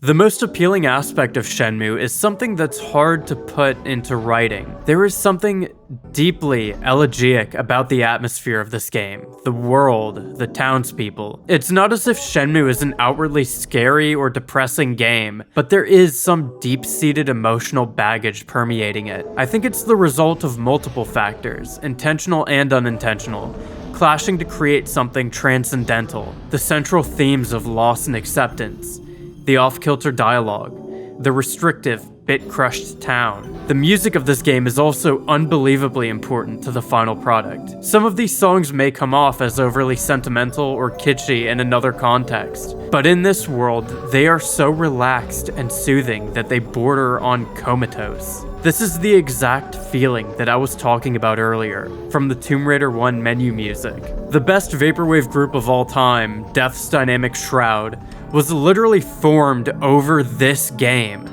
James Webster made the first DDS mixtape exclusively by recording clips from Shenmue's soundtrack, to prove to eventual bandmate Tech Honors that the game was, quote, an interactive vaporwave album. The physical copy of this mixtape has a reversible J-card that turns the tape into a real copy of the in-universe Shenmue cassette that Ryo has in his bedroom. The last track of Blank Banshee 0, Debatably the most popular Vaporwave album of all time, samples Sedge Tree from Shenmue. Internet Club sampled Bob's Pizza in 2012. Look, you get the idea. Vaporwave is a genre largely defined by dragging elegiac feelings out of otherwise normal music, and a lot of the pioneers of this stuff seemingly realized that Shenmue had already done all of the work for them. I want to talk a bit more about the concept of the end of cultural progression, the loss of the future. There is an undeniable truth to the idea that the internet has irreversibly screwed our perception of time. I think the reason the internet ended up with this effect is because, as the world collectively tried to find a way to monetize an entirely new platform of communication, the most effective solutions all came from viewer retention. Data harvesting and ads work best when an application can keep you entrenched in its algorithm for as long as physically possible. And most of the time, this is accomplished by getting users into a groove where they begin to disengage with the passage of time itself. Social media works by keeping the user an arm's length away from other users. If we were able to more deeply engage with something on TikTok or Twitter, to feel an actual sense of completion and value, that would be incentive enough to end our session with the app. Instead, we are only afforded short, skin-deep experiences which never draw us in enough to be substantive, but barely stimulate us enough that we're willing to roll the dice again to see if the next experience might. The same could be said of modern video games. As a kid with limited expendable income, slightly past my retro games phase, I used to focus my purchases around games that could be played ad infinitum. The idea of a linear game with a definitive runtime was insulting to me. I paid $15 for CSGO, but people today can get it, Fortnite, Apex Legends, and a myriad of other popular round-based games for free. These games are designed to hook you so that a bad round necessitates another queue to make up for it, and a good round produces enough dopamine that you want to play one more match. Everyone is addicted to gambling today, but we aren't gambling money. We're gambling time. The internet provides much more stimuli than the real world.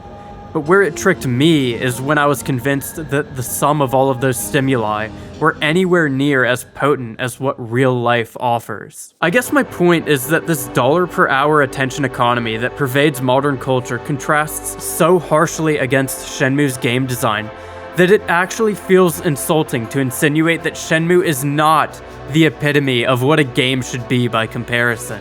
Shenmue is a concise, focused, full AAA experience that has the singular goal to make you feel something. Shenmue has absolutely zero intention of addicting you, or of lying about its own depth. It is trying to get you to disconnect, but in a deeply nuanced and intricate way which absolutely no game developed by a AAA studio would dare try today. A lot of modern reevaluations of Shenmue really stick with this idea that the game gives players too much time and not enough content. And I think this is the exact texture of the game which will dictate whether you're a fan or not. Judging analytically, most people who beat Shenmue will not see most of the content. The game subtly hints at this by maintaining empty spaces in Ryo's journal for leads or storylines which he never took note of. From the first page onward, the game is linearly showing you every avenue that you missed. Every interaction that Ryo wasn't required to see. It's probably impossible to see everything in one go.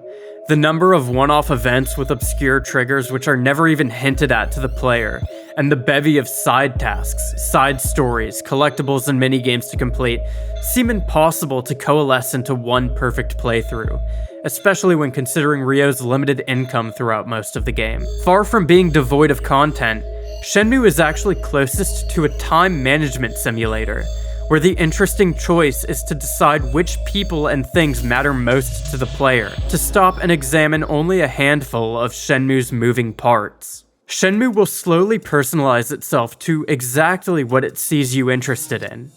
I'd guess that most casual players would never realize that the plot lines with the orphaned cat and Nozomi both have opportunities to either progress to a climax or to subtly disappear from the story dependent on the perceived level of interest the player has in them. Most players will also never realize that Shenmue can continue operating up to April 15th of the year after you start it, and that the town changes for both Christmas and New Year's if the player sticks around that long. Rushing through the game also causes the player to naturally miss a handful of character interactions on certain dates because, well, they didn't care enough to stick around. Much has been said about the fact that every NPC in Shenmue has an individual backstory, name, and daily schedule, but I doubt many have actually taken the time to read the biographic details of the townspeople that Ryo interacts with. Did you know that the 2 kids in the soccer QuickTime event were actually inspired to try to play soccer professionally because of the actual World Cup that actually happened in 1986, and a soccer manga that was actually published around the same time? Did you know that one of Ryo's co-workers was laid off from his previous job and only started working here to support his kids? Did you know that the guy at the construction site in Sakuragaoka is actually a famous architect? And that he was the owner of the cat that Londy's van killed in the beginning of the game? Did you know that this guy's girlfriend breaks up with him like a month into the events of the game? Coincidentally enough, I would figure that almost all of the people that don't find this interesting, that would call Shenmue a boring game, would feel exactly the same about Yume Nikki for exactly the same reasons. Even today, there hasn't been much of a concerted effort to define Shenmue under genre tags. Some call it a walking simulator, some generically call it an adventure game. I've even seen some call it an immersive sim. I said earlier that these 2 games struck a similar chord, but that was honestly just me warming up to my actual sentiments. I see Shenmue and Yume Nikki as 2 games in the exact same genre. A genre that has yet to be given a valid name. These are games that dimorphously exist in both pure linearity and pure non-linearity. Games that do project value onto their world, but which forcefully reject any and all attempts to direct the player's gaze onto this value. These games are also often characterized by having very loose or non-existent lose states, as they verge on objectiveless game design. The most fitting single word I can think of is experiential. Experiential games stray from the conventions of video games as a medium by subjecting the player to an experience more than a game. Much like a movie, the enjoyment of experiential games is in bearing witness to a world handcrafted for the viewer. But unlike movies, experiential games leverage the interactivity of their medium to provide some simulacrum of existence in these worlds, straying from being an emulation of cinema into an entirely new form of art. All art provides grounds for communication. It's been posited before that humans create art for the sole purpose of distracting from the fear of death. There is a tangible difference between discussions about art and discussions about experience, though. Often, it can feel redundant to speak about art, like everything substantive about a piece has already been delineated, dissected, and diatribed. There's an ever-present ceiling to discussion about art that is in part caused by the fact that it is knowable, that it is designed, and its totality may exist within the definitions of its creator, unlike experiences. Beyond that, experiences just matter more to individuals than art does. They're personal, they're rare, and while parts of them can be captured, the true experience was only valid during the exact time, place, and duration of its inception. In many cases, we form attachments to art just because it has some experiential tie to a moment or sensation in our lives, completely unrelated to the art itself. How many songs do you love because they make you nostalgic? Movies that recall places or events from your past? Games that remind you of old friends? The more people that are involved in defining an experience, and the further detached in time we find ourselves from it, the less defined by reality it often becomes. Any group of friends can collectively turn the mundanest of stories into pure iconography through enough conceptual evolution and collaborative world building. One of the defining traits of video games is that they open the door for art to create experience. By introducing agency into the consumption of art, observers are enabled to make their own memories in the world of the art itself. Modern multiplayer games have become almost entirely experiential, The developers have stepped back in their roles as definers of these worlds to allow for more creative liberty in the stories of the players. It's not a stretch to say that many MMOs have essentially become storytelling mediums for people to riff off of for their own self-serving entertainment, leaving behind whatever structured content the game provided to manipulate the engine for their own purposes. These are art pieces that capitalize the absolute most on their medium. Experiential games could not exist as anything but video games, especially Shenmue. Other games that might fit under this genre category are Second Life, VR Chat, Noctis,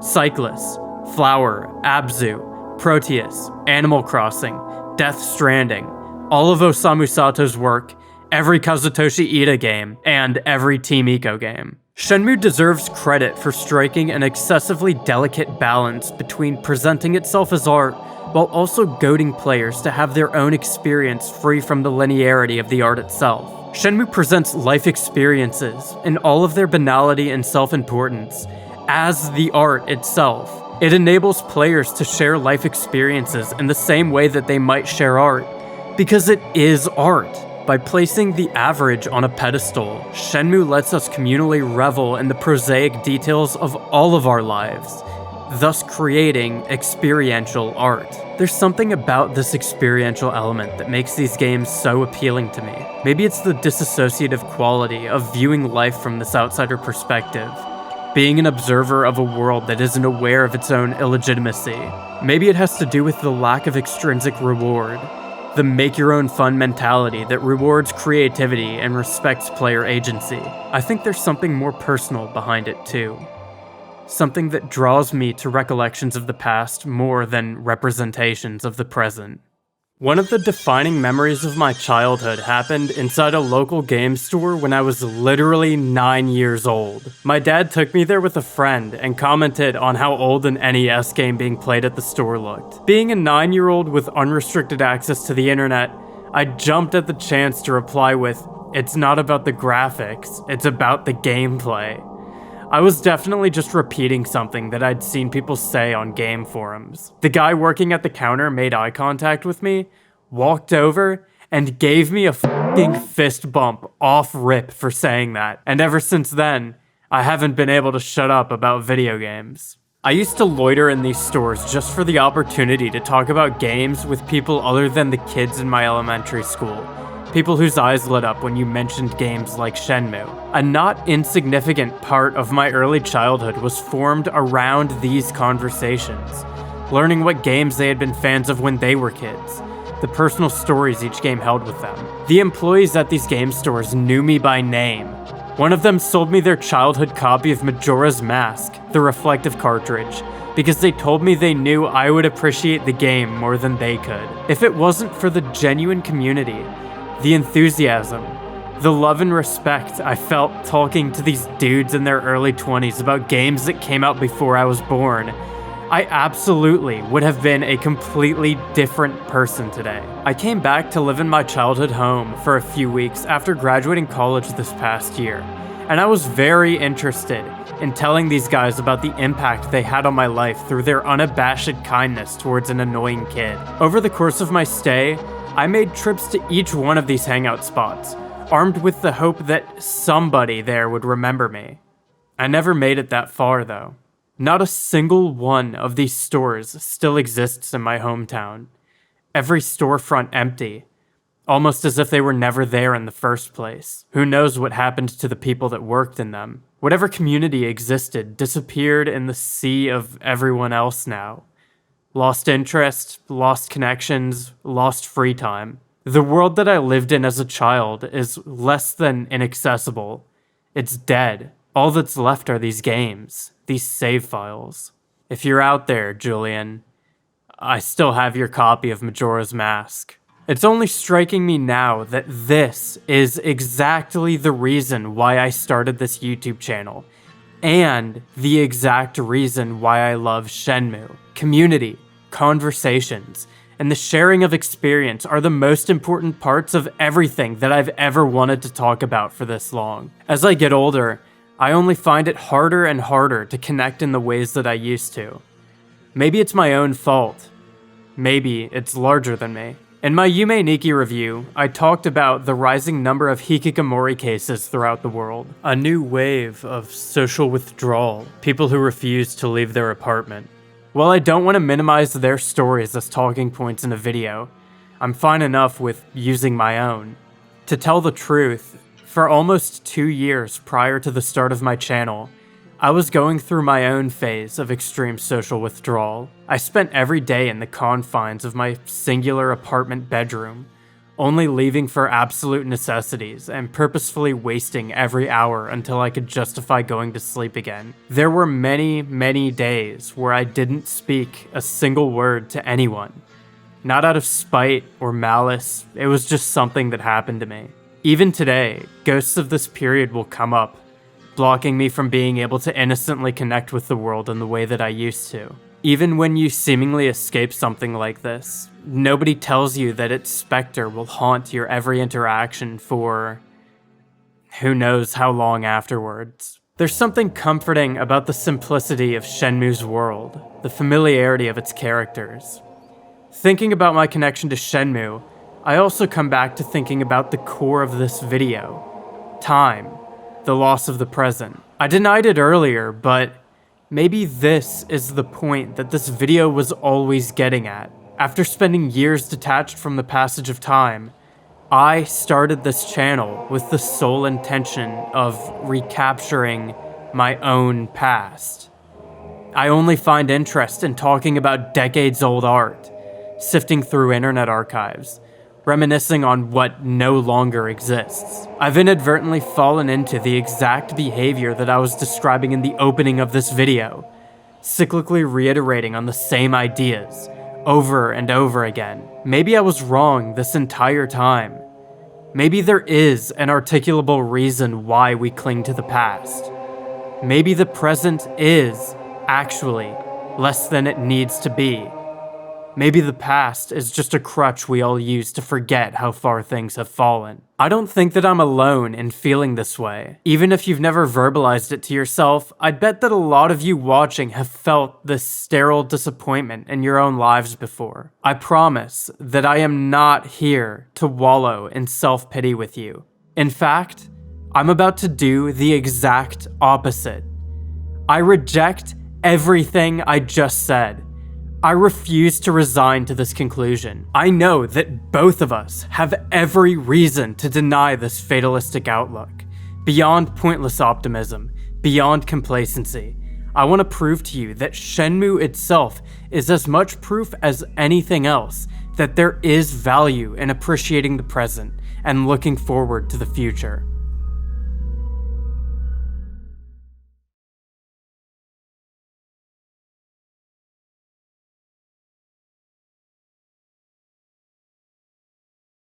Shenmue's emulation of 1986 Yokosuka was first published in Japan in 1999, meaning it was contemporarily reaching 13 years into the past for its setting. At the time of the recording of this video, it's been roughly 24 years since Shenmue was originally released for the Dreamcast, meaning almost twice as much time has passed between now and the game's release as had passed between the game's release and the game's setting. For reference, an equivalently backwards-reaching game today, in 2023, would be set in 2010, the year that Red Dead Redemption and My Beautiful Dark Twisted Fantasy were released. Of course, the time gap between 1986 and 1999 feels much wider than the time gap between 2010 and 2023, mostly because of the internet and the acceleration of culture that came with it. It's one thing to view Shenmue as a period piece of 1986, and one other much more complicated thing to view Shenmue as a 1999 perspective on 1986. To understand Shenmue is to understand our past, our present, and, if not our future, then at least what Shenmue thought our future was. So once again, I conspicuously arrive at the same question. What defines our present? In the same vein, how does our present not only differ from Shenmue's representation of the past, but its imagining of a future that it saw itself pioneering. Shenmue and the Dreamcast were early proponents of internet integration into games, which was obviously predictive of a whole lot. Shenmue Passport included online functionality for trading capsule toys between players, remote repairs for corrupted saves, and official leaderboards for speedrun times. Early showcases of the game were streamed online, where people in BBS chats could make live comments about the game. Shenmue's betting on the further reliance of video games on cinema also paid off in spades. But it feels a bit redundant to explain that Shenmue was technologically ahead of its time. Of course it was. Everyone knows that it was. When I think about who Shenmue is trying to appeal to, the feelings that it thinks the player is looking for, I find it to be, maybe unintentionally, predictive of something much more compelling. I already said previously that I do believe that the present exists as a tangibly distinct period of culture, but the task of holistically defining any period while you're living in it is obviously nearly impossible. The good news is that it takes years for a perspective like this to be proven right or wrong, and if I am wrong, the most likely situation will be that people will just forget me anyway. I've rewritten this section multiple times about numerous different current events to try to form an idea about the present, but I was never satisfied with the final result. It doesn't help that every current event that I write about becomes completely forgotten within a week of it happening. Within the past few months, I've written about Neurosama, sludge content, the guy that got caught of streamers, but literally nothing can hold people's attention for long enough that it feels like a significant cultural touchstone to base a section like this on. On top of that, I can't even be sure that any of this is relevant beyond the cultural bubble that I exist in. It's totally possible that you have no idea what any of the things I just named are. Through rewriting this section over and over, losing my mind over a definition of the present, I think I've started to realize that the difficulty of the question kind of provides the answer itself. At the time when Shenmue was released, the world and community that it presented weren't yet antiquated. Prior to the internet, and for most of human history, it feels like there was some implicit understanding that people in the same environment as you probably shared some common interests, personality traits, or life experiences just by virtue of ending up in the same geographical area. Transmission of information across large distances was slow, and often handled by monolithic entities like newspapers or radio stations. Word of mouth was still localized and fast, and was able to at least compete in importance with global phenomena. I'm still pretty young, but I spent some of my formative years right around the tail end of this period. I grew up in a small town because my parents lived there, because they could afford to live there, and it was close to their work. And that's why everyone I went to school with was there too. We liked the same games and shows because we all gained new knowledge about the world from similar avenues. Children's TV stations, our parents' experiences, general osmosis from other kids. There is an element of this that brings to mind cultivation theory, the idea that our consumption of media shapes our perception of reality. While this is debatably a negative thing, it was at least effective in temporarily unifying all of our perspectives. The shared human experience felt palpable back then. There was a sense of camaraderie in the simple fact that we were all in a new, confusing situation of being alive and having freedoms and responsibilities. Comparing this to the world even 10 years later, post the creation of our modern understanding of the internet, post the widespread adoption of new mass communication technology, is jarring. There's no longer any expectation that you share literally anything in common with anyone, because the net of what any person could reasonably have been exposed to that defines their personality and perspective on life has become impossibly wide. Nobody knows what rabbit holes everyone else has ended up in, what kind of person the internet has made them want to be. At the same time, it's hard to understand what your rabbit holes look like from an outside perspective, the algorithmic influences that are defining you without you even being cognizant of it. Cultivation theory still applies, but now we're all being shaped by infinite separate strands of media, rather than one thread. Modern character archetypes have begun to be adopted by the youth as some way to artificially keep the peace, to try to reinstate camps of commonality, but we're constantly seeing these groups fall out of trend, mitosis into smaller subcultures, or just dissipate before they can stake a valid enough claim in our cultural landscape. There's a new pervasive form of social paranoia that is discernible in every interaction today. A standoff before you know exactly who it is you're talking to. This is compounded by the amount of shame that we often feel over our interests, driving us into reclusion over our defining passions. Everything on the internet is hateable, and it's much cooler to be negative than it is to be honest. Pessimism has become the de facto defense mechanism for every kid that grew up on the internet. So I can't help but question, is there even a modern day analog for the type of connection that people used to have? Is it even possible for two people, let alone a community, to actually holistically understand each other? To be both open enough and similar enough to share this temperamental human condition? These questions, this indecisiveness, the walls that separate us, that is what defines our world today. This is the present. It was about a year ago that I moved out of the depression hole apartment that I'd hidden in for those 2 transient years. Even today, looking at pictures of that otherwise unremarkable room produced deep, uncomfortable wells of emotions and memories in me. I remember thinking about the next person that would move into my room, and if they would be able to feel that energy, if there was any tangibility to the spirit my life had stained the dimensions of that space with.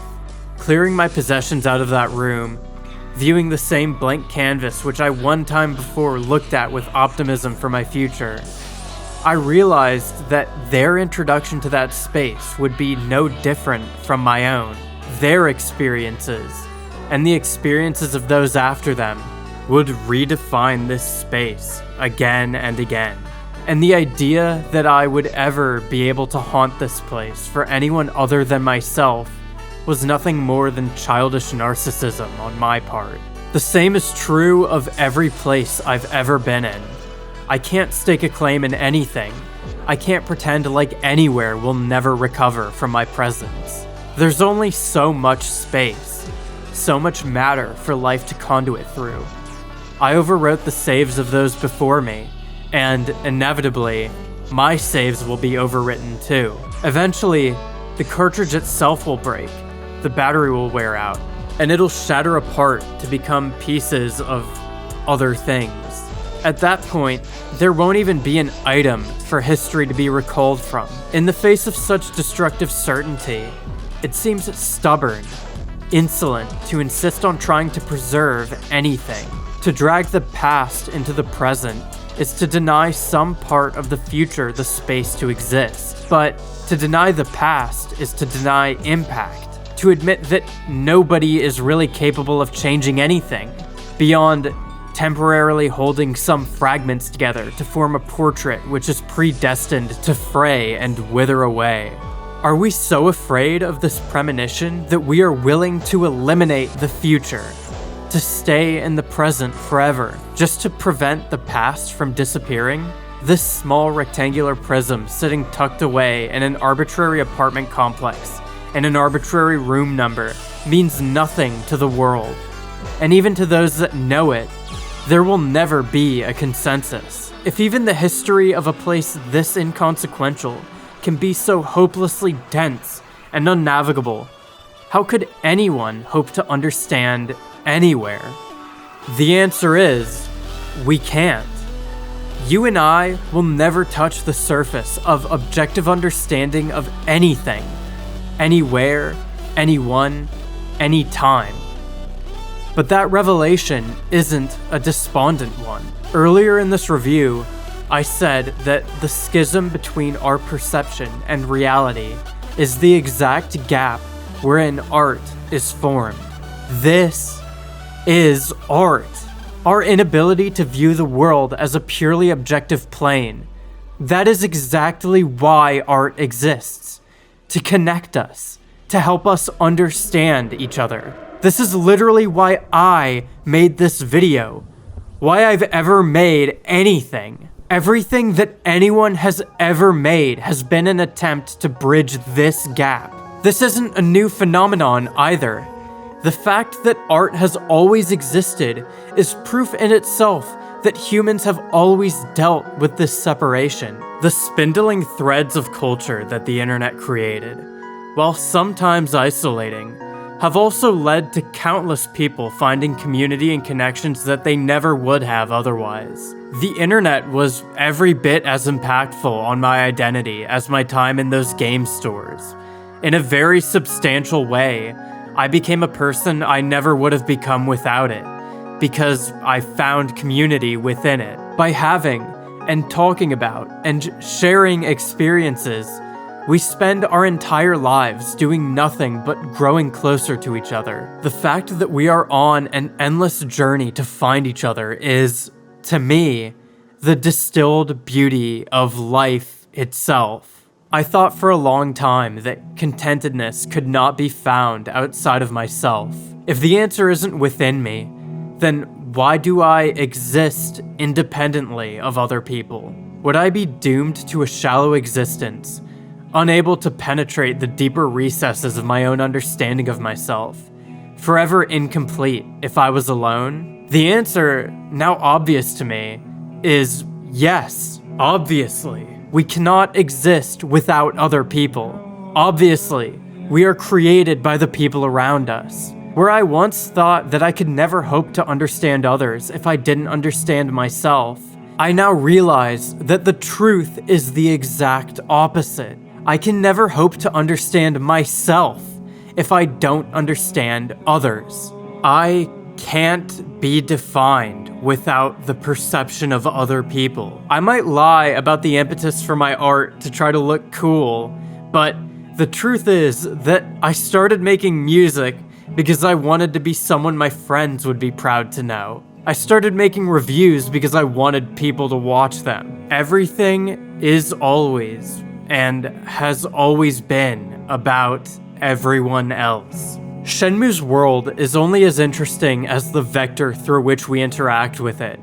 Without this game, most of us would probably never be exposed to Dobuita, or any small town in Yokosuka which mirrors Yamanose or Sakuragaoka. We have no reason to. These towns aren't famous. The stories within them are often doomed to live and die in the minds of their residents. As humans from places, we all ascribe value to these innocuous corridors which most will never notice. These small, uninteresting areas can hold so much meaning when we, as people, experience life in them. To brush over these stories, to dismiss them as boring, to invalidate the lived experience of individuals, almost feels like rejecting humanity itself. I often think about how every location is the cornerstone of someone's life. Every office building, every parking lot, every inch of this world has probably been the site of the most important moment of some person's existence. Being in a geographic location for an extended period of time affords one a level of intimacy and familiarity with the area that I'm honestly envious of. I want to feel everything. I don't want experiences to be outside of my grasp.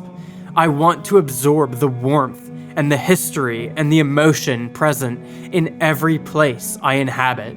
We can only be so lucky to have a handful of genuine experiences in our time on Earth. We can only be so lucky to know one cast of characters, to live in one collection of places, to do so many things for a first and a last time. Shenmue can't perform miracles, but it manages, in whatever capacity that a piece of art can, to add just a few pieces into these collections of mine. I've long believed that if there is a purpose to life, it's to trade and share these experiences with other people. Everyone that plays Shenmue also gets to collect a few pieces, although theirs might be shaped a bit differently, may have come at a different time in their life, and their beauty may change based on the angle which their beholder views them at.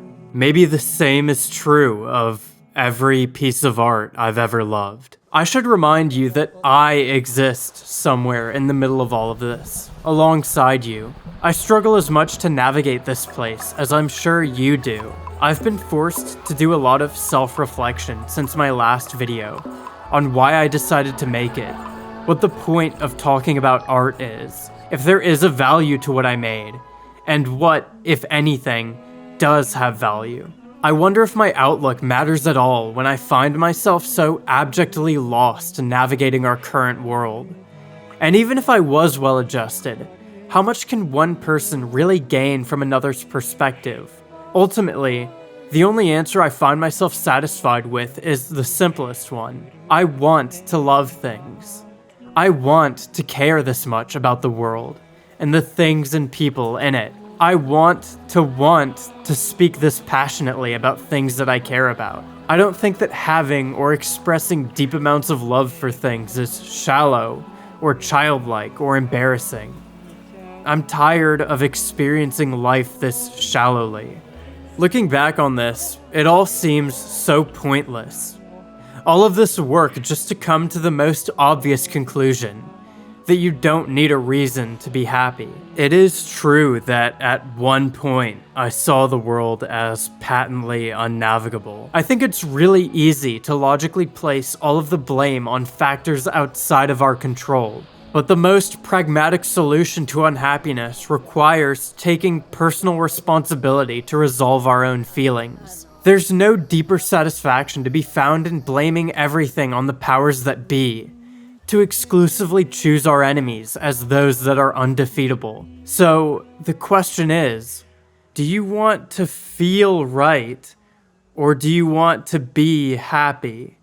I'm not saying that there's a right answer to that choice, just that the choice does exist. Escaping from my time as a social recluse almost acted like a soft reset on my life. I gained this hypersensitivity to new stimuli, and a new level of enjoyment associated with every experience and emotion felt. To whatever extent I had come to enjoy the mundanity of my past life, I seamlessly transitioned into a fervent obsession with every minutia of my new one, bearing witness to the benefits of living without reservations. I've thought a lot about a way to articulate the things that I had forgotten to value. The feeling of carpet, a hairdryer warming your face, yawning. We experience so much sensory catharsis every day that most people never, ever appreciate. In this way, I've tried to become grateful for all things. The story unwinding before me is undoubtedly more interesting than continuing down the isolating path I once saw in front of myself. This reverence for the ride, feeling for the sake of having felt, has made me appreciate experiential games like Shenmue and Yume Nikki so much more. Without the veil of normalcy that I used to view the world under, I now find so much enjoyment in simply being in new places and seeing new things. So while I can never innocently love Shenmue in the way that I used to, I still love it just as much, just for different reasons. Shenmue projects homeliness, familiarity, earnestness, and love in a way that few pieces of art would so unabashedly claim. It's a story of hope and perseverance set in a world of tragedy. The most important thing Ryo does in this game is get out of his bed on December 3rd, to do something when so many others wouldn't. Shenmue's greatest achievement as such an expensive, encompassing, fleshed out work is that it recognizes and rejects the notion that suffering is intrinsically more valuable and nuanced than optimism and happiness.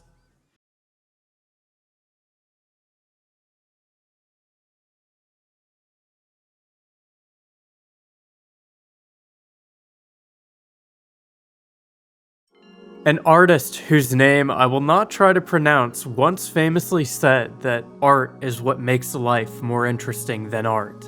Through the process of thinking about Shenmue, and thinking about the purity of the impact that art has left on my life, I've come to realize that all of this is perfect humanity. The true power of art that has welded me for my entire life is its ability to bring me closer to everybody. I would never have met any of my best friends in life were it not for music and books and YouTubers and video games. I love art because I love humanity, because I don't hate being alive.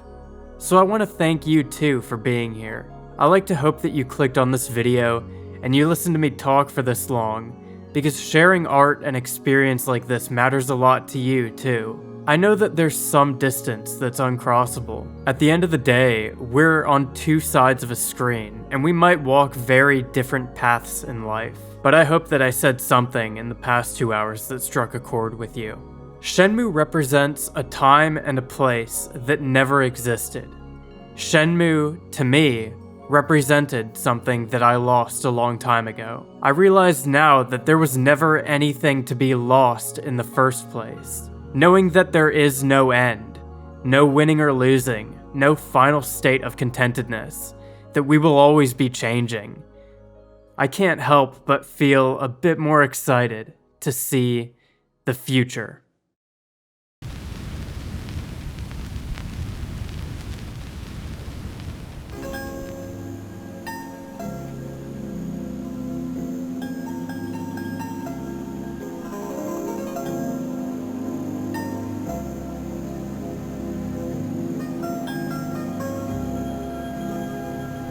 In a room full of mirrors, we can't pretend who we can be.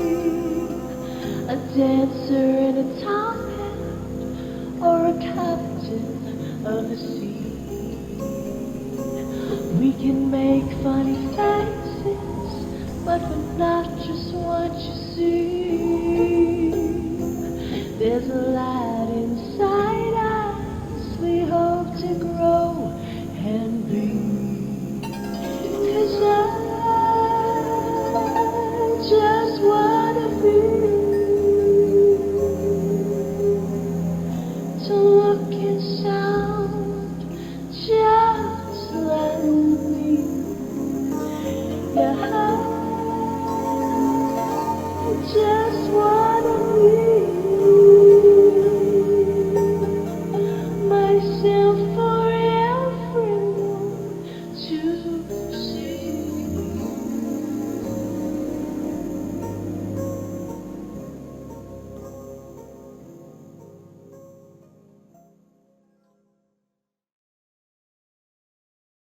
Wow, I can't believe you listened to this for like 2 hours.